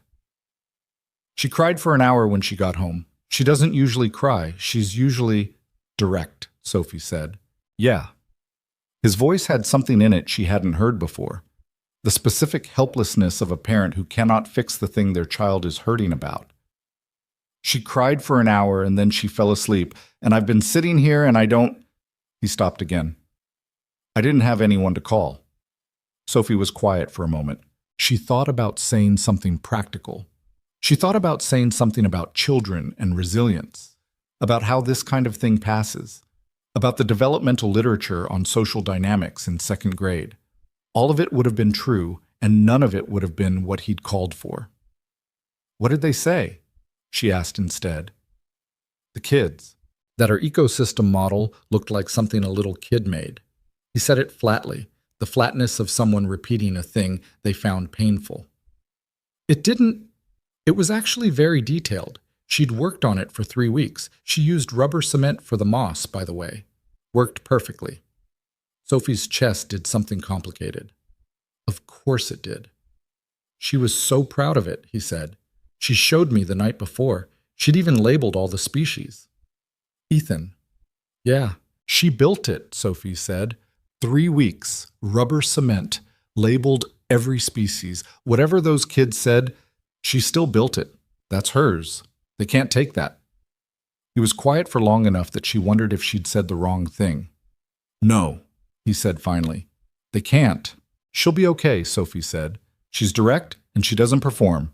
And she told a stranger her coat needed fixing 20 minutes after meeting her. She has opinions and she shares them. Kids like that are fine in the end. They're fine.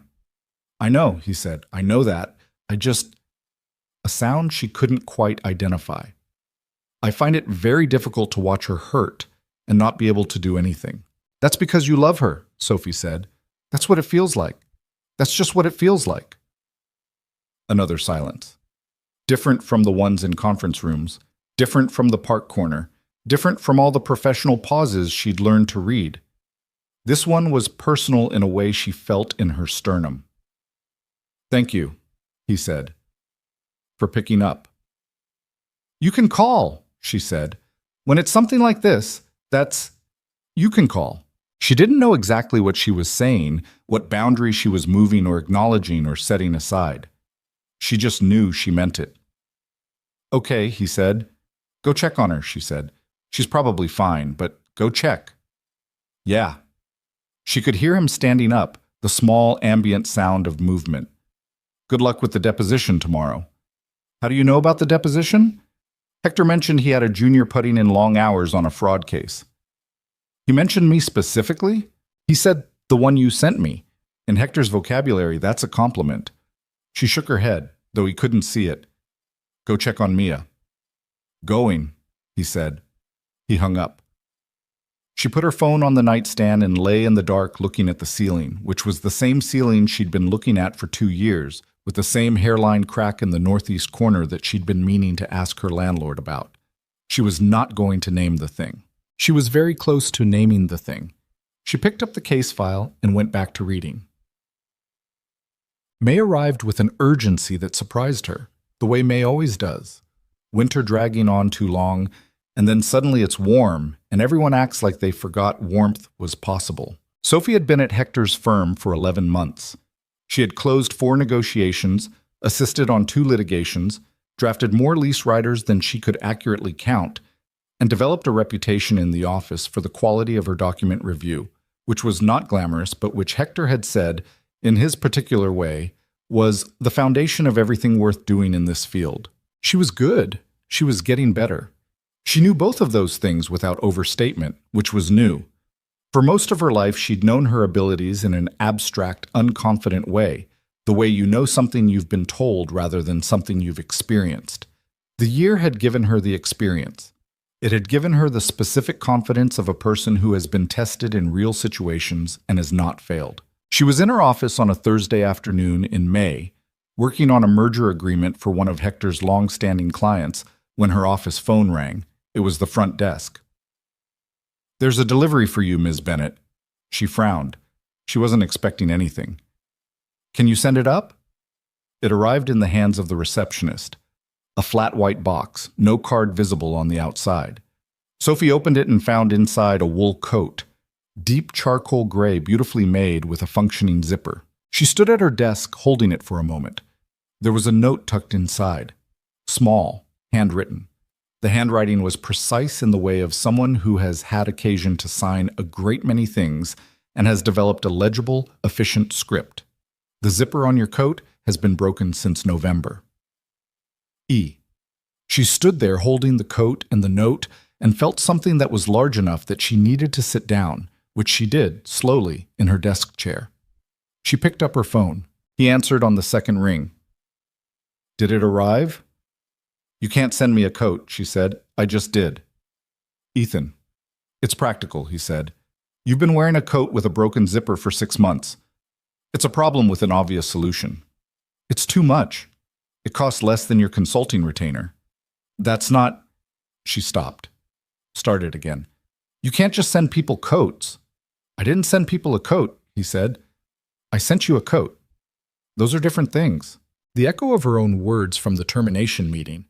I didn't send people a coat. I sent you a coat. landed with a precision that she suspected was not accidental. She looked at the coat in her lap.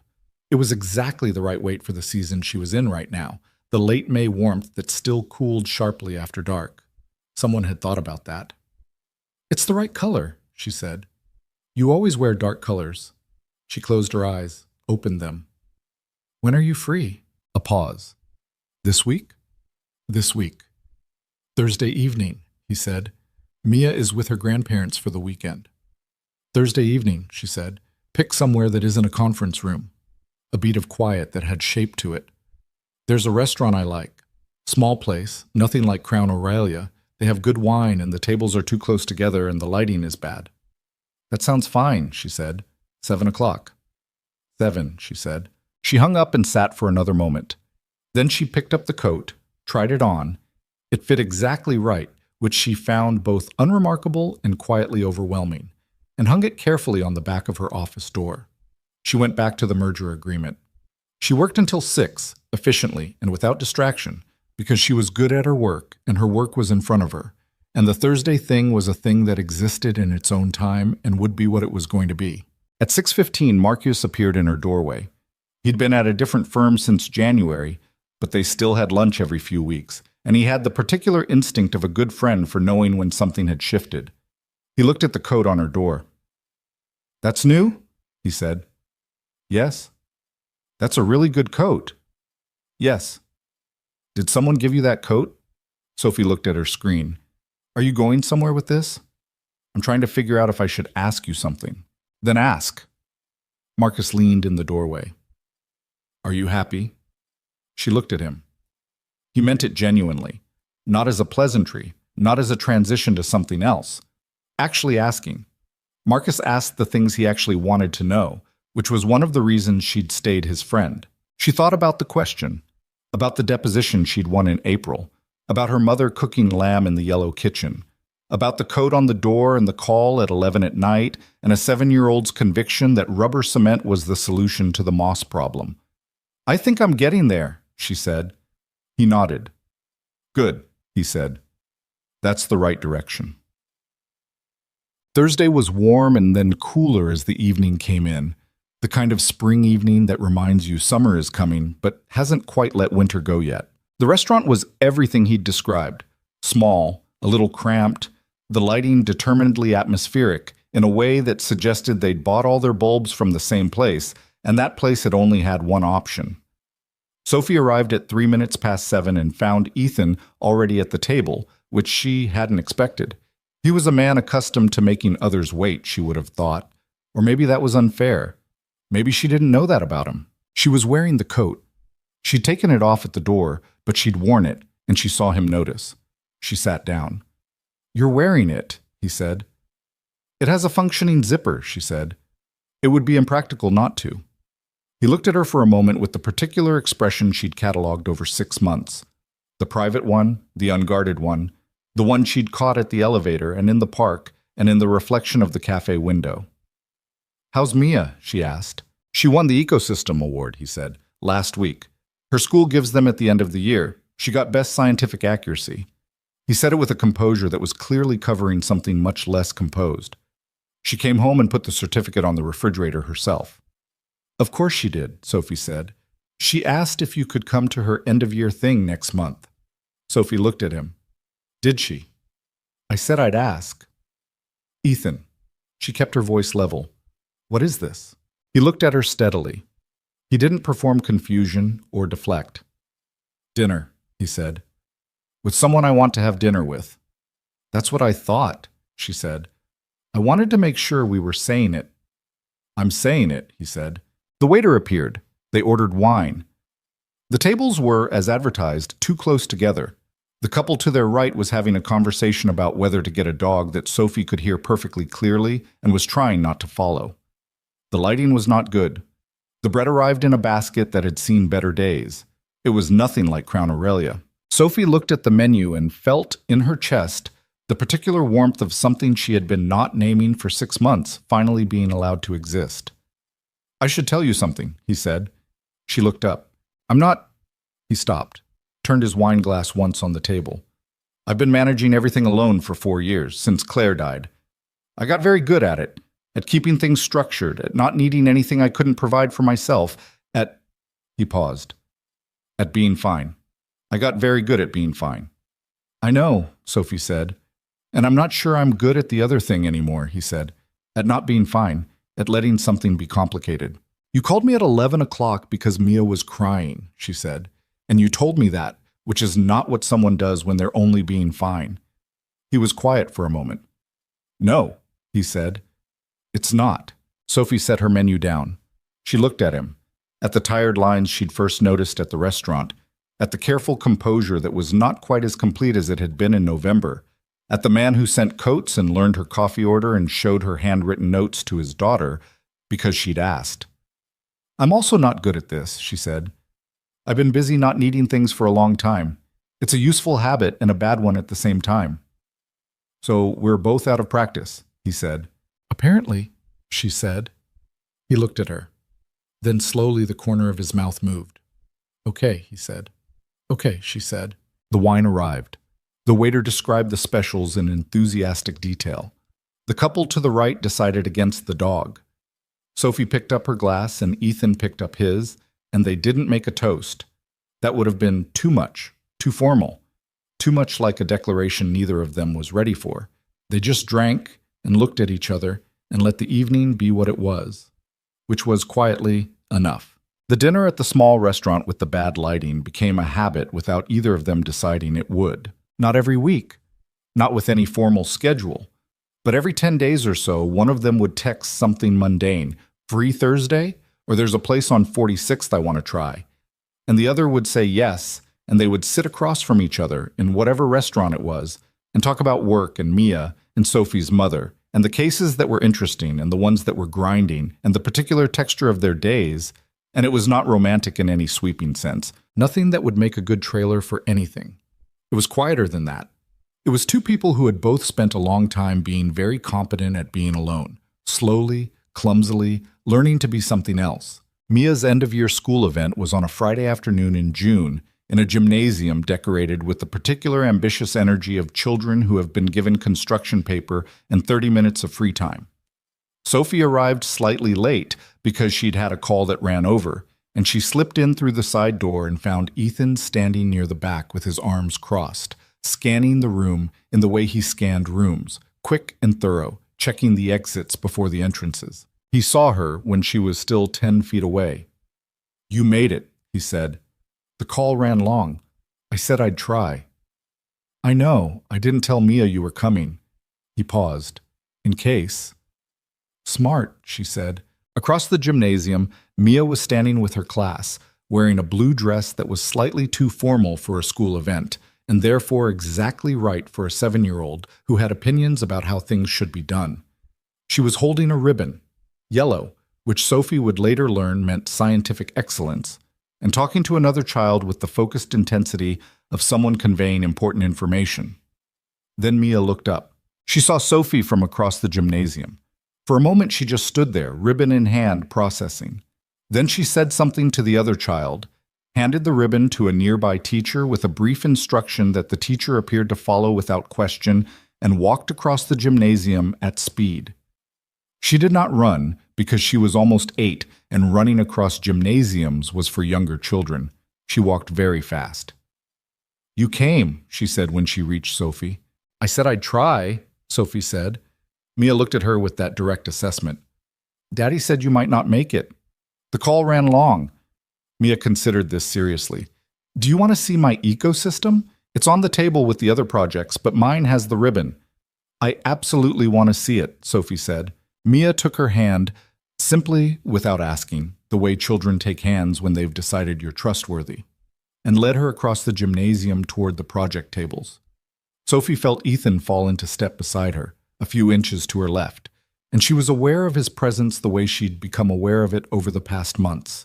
Not intrusively, not with the sharp self-consciousness of early things, but as something that had become part of how she understood the space around her. He was there.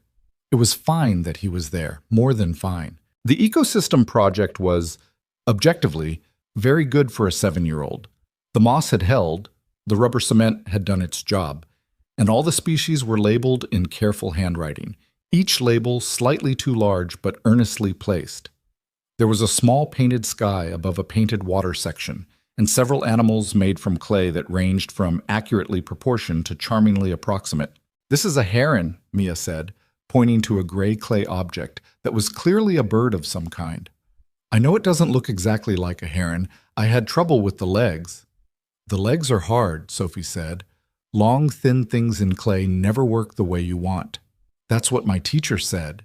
Mia seemed satisfied by the confirmation. "But the moss is perfect." "The moss is perfect," Sophie agreed. Ethan was quiet beside her. She glanced at him sideways and found him watching Mia with the expression he got when he thought no one was looking. The unguarded one, the open one, the one that was nothing like the man who had walked into Crown Aurelia 11 months ago and scanned the room without landing anywhere. She looked away before he caught her. Summer moved the way New York summers do, with an intensity that feels personal, like the city is trying to make a point. Sophie worked. She took on more responsibility at the firm, and Hector gave it without ceremony, which was how she preferred it. Her second year of cases was harder than the first, which was exactly right. She found herself in situations she hadn't encountered before. A deposition where the opposing counsel tried something she had to think fast to counter, a negotiation that fell apart on the second day and had to be rebuilt from different foundations, a client who was difficult in the specific way of people who hire excellent attorneys and then second-guess them constantly. She handled all of it. Not perfectly. There were nights she went home with the specific tight feeling of something she should have seen coming, something she'd missed or misread or handled more clumsily than she wanted to. She sat with those evenings honestly, not catastrophizing, not dismissing, just looking at what had happened and what she'd do differently, which was the method Marlena Chu had drilled into them in first year, and which Sophie had found, to her own surprise, that she actually used. Ethan had terminated his contract with his old law firm in the spring. He'd done it quietly, without drama, and hired outside firms, Hector's among them, for specific engagements. Sophie was not his primary contact at the firm. That was Hector, which was appropriate and professional and exactly as it should be. But he called her sometimes. About cases sometimes. About other things, also sometimes. The line between those categories had become soft in a way that neither of them had announced, but both of them understood. In July, he told her that his old legal team, the 3 senior partners who had approved the Swedish contract, had been quietly investigated by the Bar Association. 2 of them had disclosed connections to the foreign investment group that they had not disclosed to Ethan. The investigation was ongoing and nothing had been proven, but the connections existed and were now on record. "How do you feel about that?" Sophie asked. They were on the phone.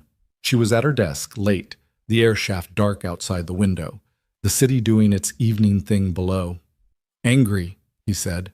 "Still, I thought I was past it, but when Andrea told me the details, I was angrier than I expected." "That's reasonable." "It feels like a waste of energy." "It is," she said. "And it's still reasonable. Both things are true." A pause. "How do you do that?" he said. "Do what?" "Hold both things at the same time. You do that constantly.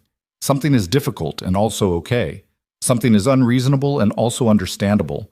You don't—" He stopped. "You don't make people choose one frame." Sophie thought about it. "My mother does it," she said. "I grew up watching her hold contradictions without needing to resolve them. I think I learned it from her." She paused. "Or I learned it from years of reading contracts. Nothing in a contract means only one thing."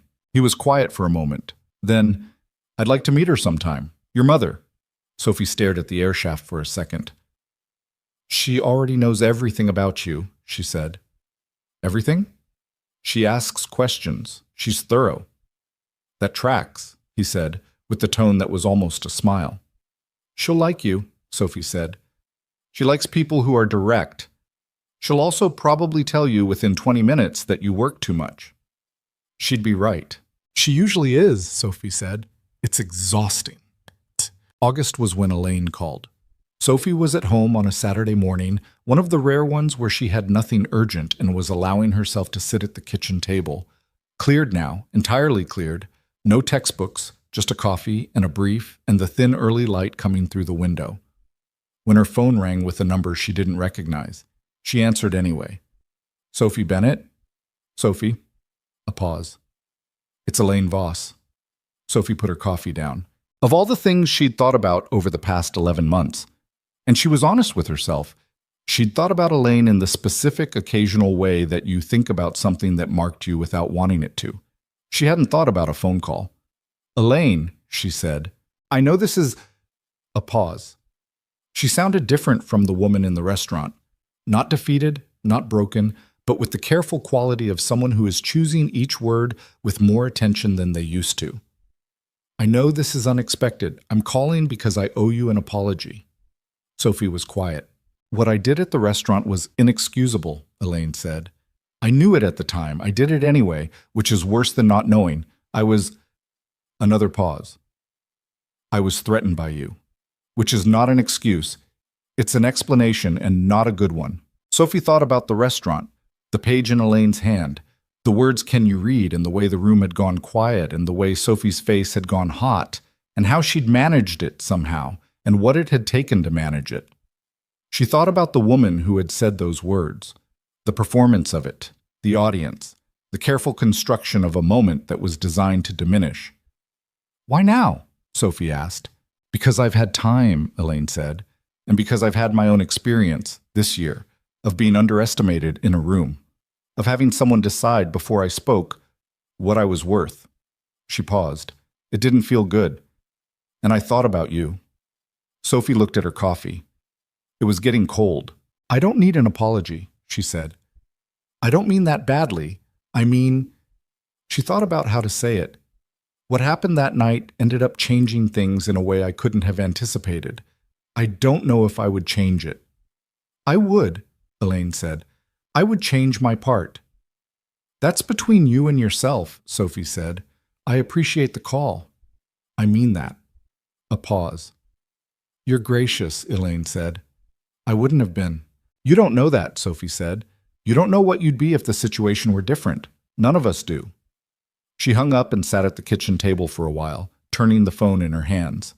Outside, August was doing its aggressive best, the city pressing heat against the windows, the particular loud stillness of a Saturday morning in a building where most people were sleeping in. She thought about what she'd said. What happened that night ended up changing things. It was true. All of it was true. The evening at Crown Aurelia, with its spilled water and its humiliation and its 16 pages of hidden Swedish legalese, had been the hinge on which everything else had turned.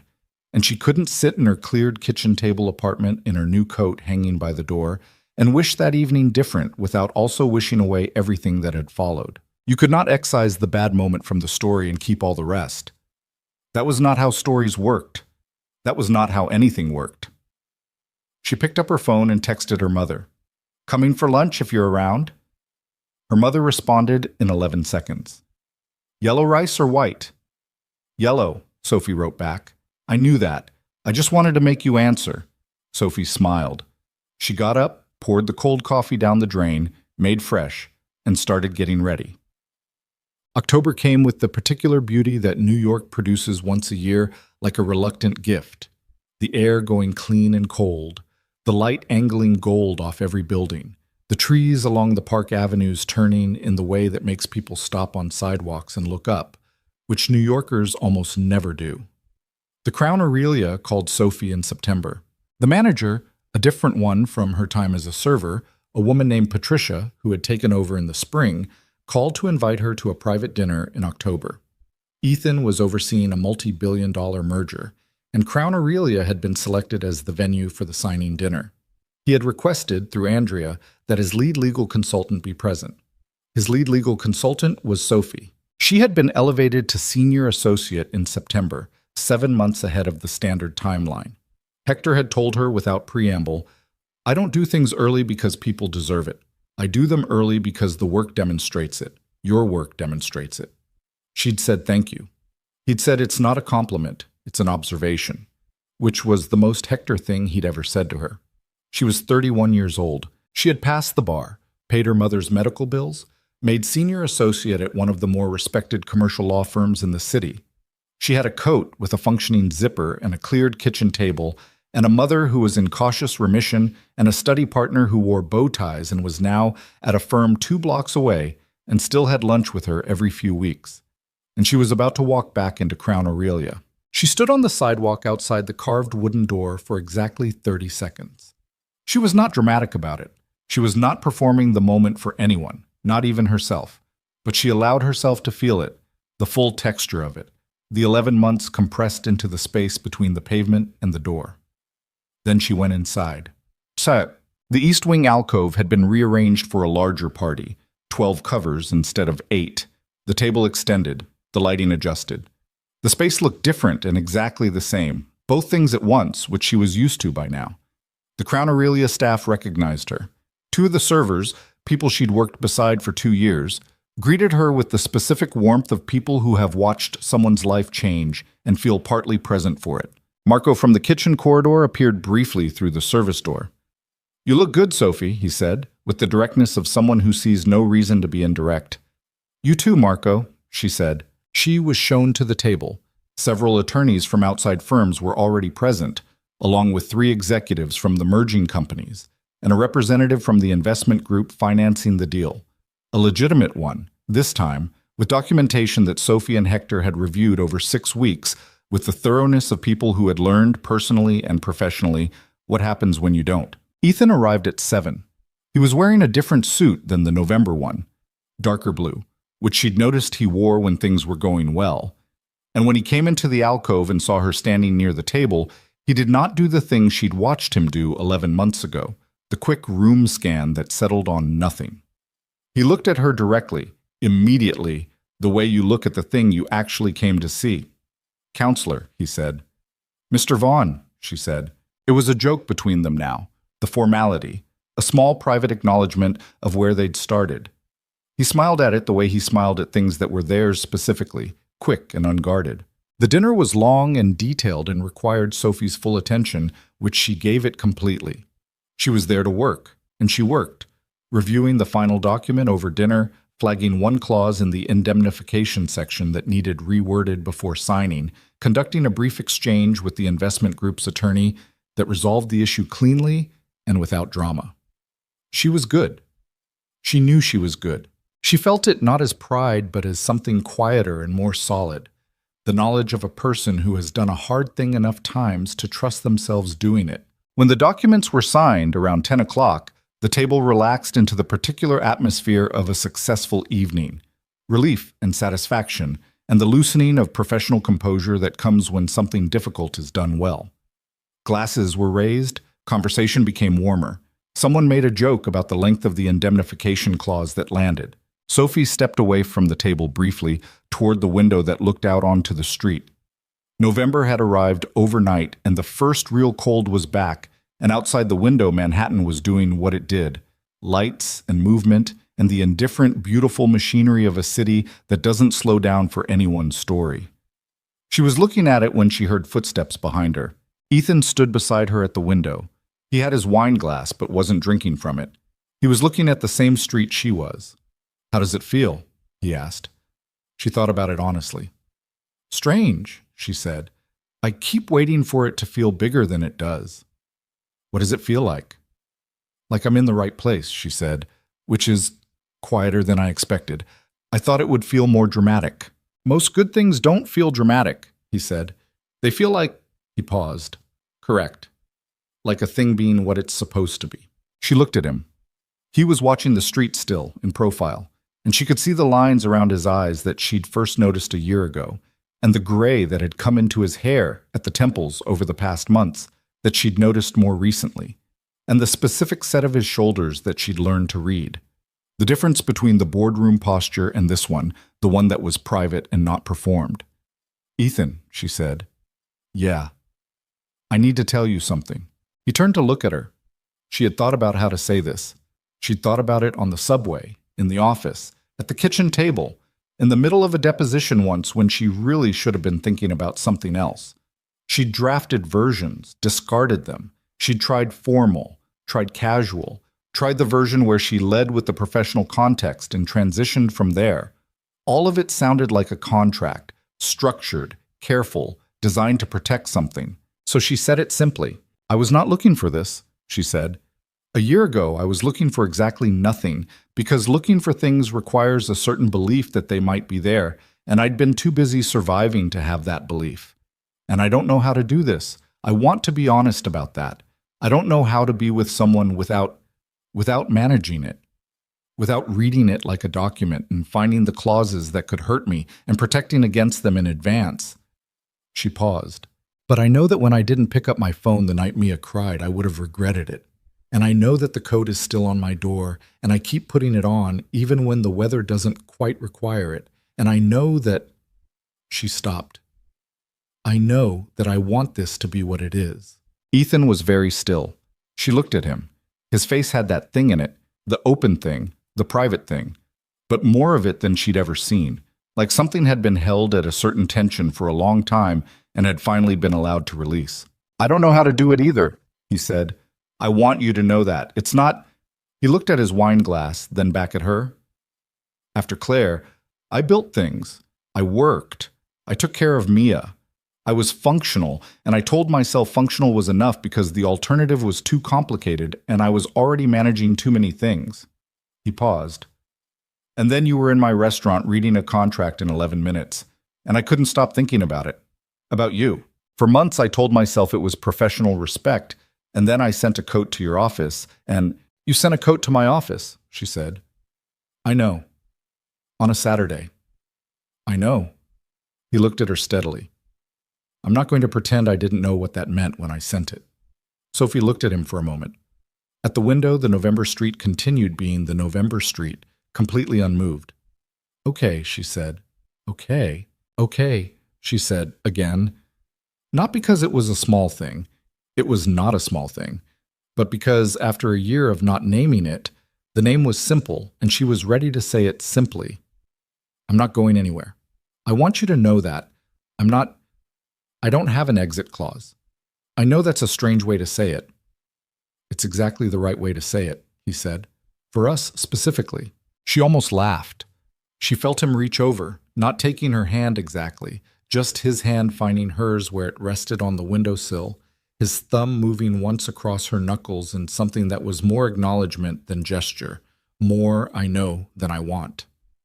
She did not move her hand. They stood at the window together for another minute while the room behind them continued its celebration and the city outside continued its indifferent forward motion, and it was not a perfect moment. The lighting was too bright from the street, and someone behind them was laughing too loudly, and Sophie's feet hurt because the shoes she'd bought for the new suits were still not entirely broken in. It was not cinematic. It was not what she'd have written if she were writing it. It was better in the way that real things are better. Specific, imperfect, entirely, unargumentably hers. They went back to the table. The evening finished. Documents were collected, hands were shaken, cars were called. The Crown Aurelia began its closing sequence, the ambient sound shifting as the kitchen wound down, the lighting in the main dining room softening by degrees. Sophie was gathering her briefcase when she saw her, near the entrance, waiting for a car, standing slightly apart from the small remaining cluster of departing guests. Elaine Voss. She looked not destroyed, not broken, but different. The champagne-colored glamour had been replaced by something more muted, more considered. She was alone. Not the alone of someone who has dismissed her companions, but the alone of someone who simply is. Their eyes met across the restaurant. Sophie had been prepared in some abstract way for this moment, some version of it, ever since August. She'd thought about what she'd feel. She'd expected something, satisfaction or residual anger, or the complicated feeling of triumph that she'd been too busy to properly have at the time. She felt none of it. What she felt was something much simpler and harder to name. Recognition, maybe. The sight of a person who had made a particular kind of mistake, the kind made by people who are afraid, who see something in someone else that they can't account for, who respond to that gap in their understanding by trying to diminish what they don't understand, and who had, from the evidence of August's phone call and this moment's expression, been living with that mistake. Sophie had not spent this year thinking about Elaine. She'd been too busy building something to spend energy on tearing something else down. But seeing her now, she understood something she hadn't fully articulated before. The woman who had held out that page and said, "Can you read?" had done it from a place of profound insecurity. And insecurity, while it doesn't excuse what people do with it, is not the same as malice. It is something more ordinary and, in its way, more sad. She crossed the room. Elaine watched her come with an expression that was cautious and prepared for whatever came next. "Elaine," Sophie said.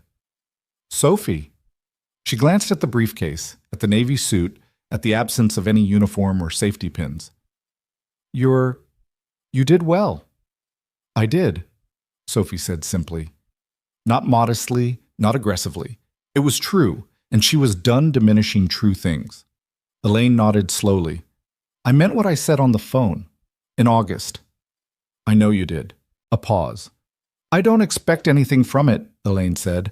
"I just needed you to know." "I know," Sophie said again. She looked at the woman in front of her, this person who had been a door in a way, who had held out a page and created the moment from which everything else had followed, and felt something finalized quietly. Not forgiveness in any ceremonial sense, just the simple, durable act of putting something down that she'd been carrying without meaning to. "Take care of yourself," Sophie said. She meant it. She turned and walked back through the restaurant, past the table where she'd once stood in a safety-pinned uniform, past the service corridor where she'd once changed in a locker room, past the carved wooden entrance where Ethan was waiting with his coat on and his phone in his hand. He looked up when she came to him. He didn't ask what that had been about. He'd seen, and he understood, and he was the kind of person who left room for things to be processed privately. "Ready?" he said. "Yes," she said. Outside, the first snow of November was falling. Not the dramatic kind, just the tentative kind, the kind that tests the air first, small flakes that weren't sure yet whether to commit.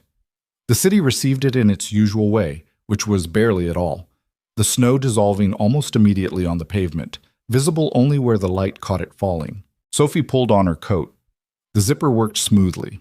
It always worked now, which she still noticed, which she suspected she'd always notice, because the things that change from broken to working never quite lose the memory of being broken. They stood under the small overhang above the Crown Aurelia entrance while the snow decided what it was doing. "My mother wants to have dinner with us," Sophie said. "She's been asking since July. She's going to pretend it's casual, and it won't be casual at all." "I know," Ethan said. "Andrea told me." Sophie turned to look at him.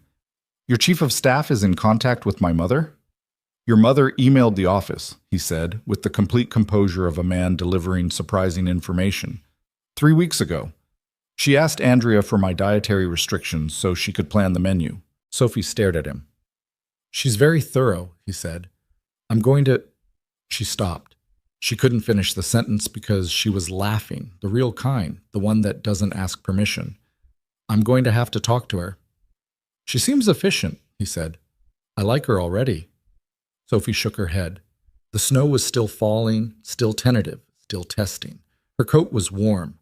Ethan was beside her, close enough that their sleeves touched, and he did not move away, and neither did she.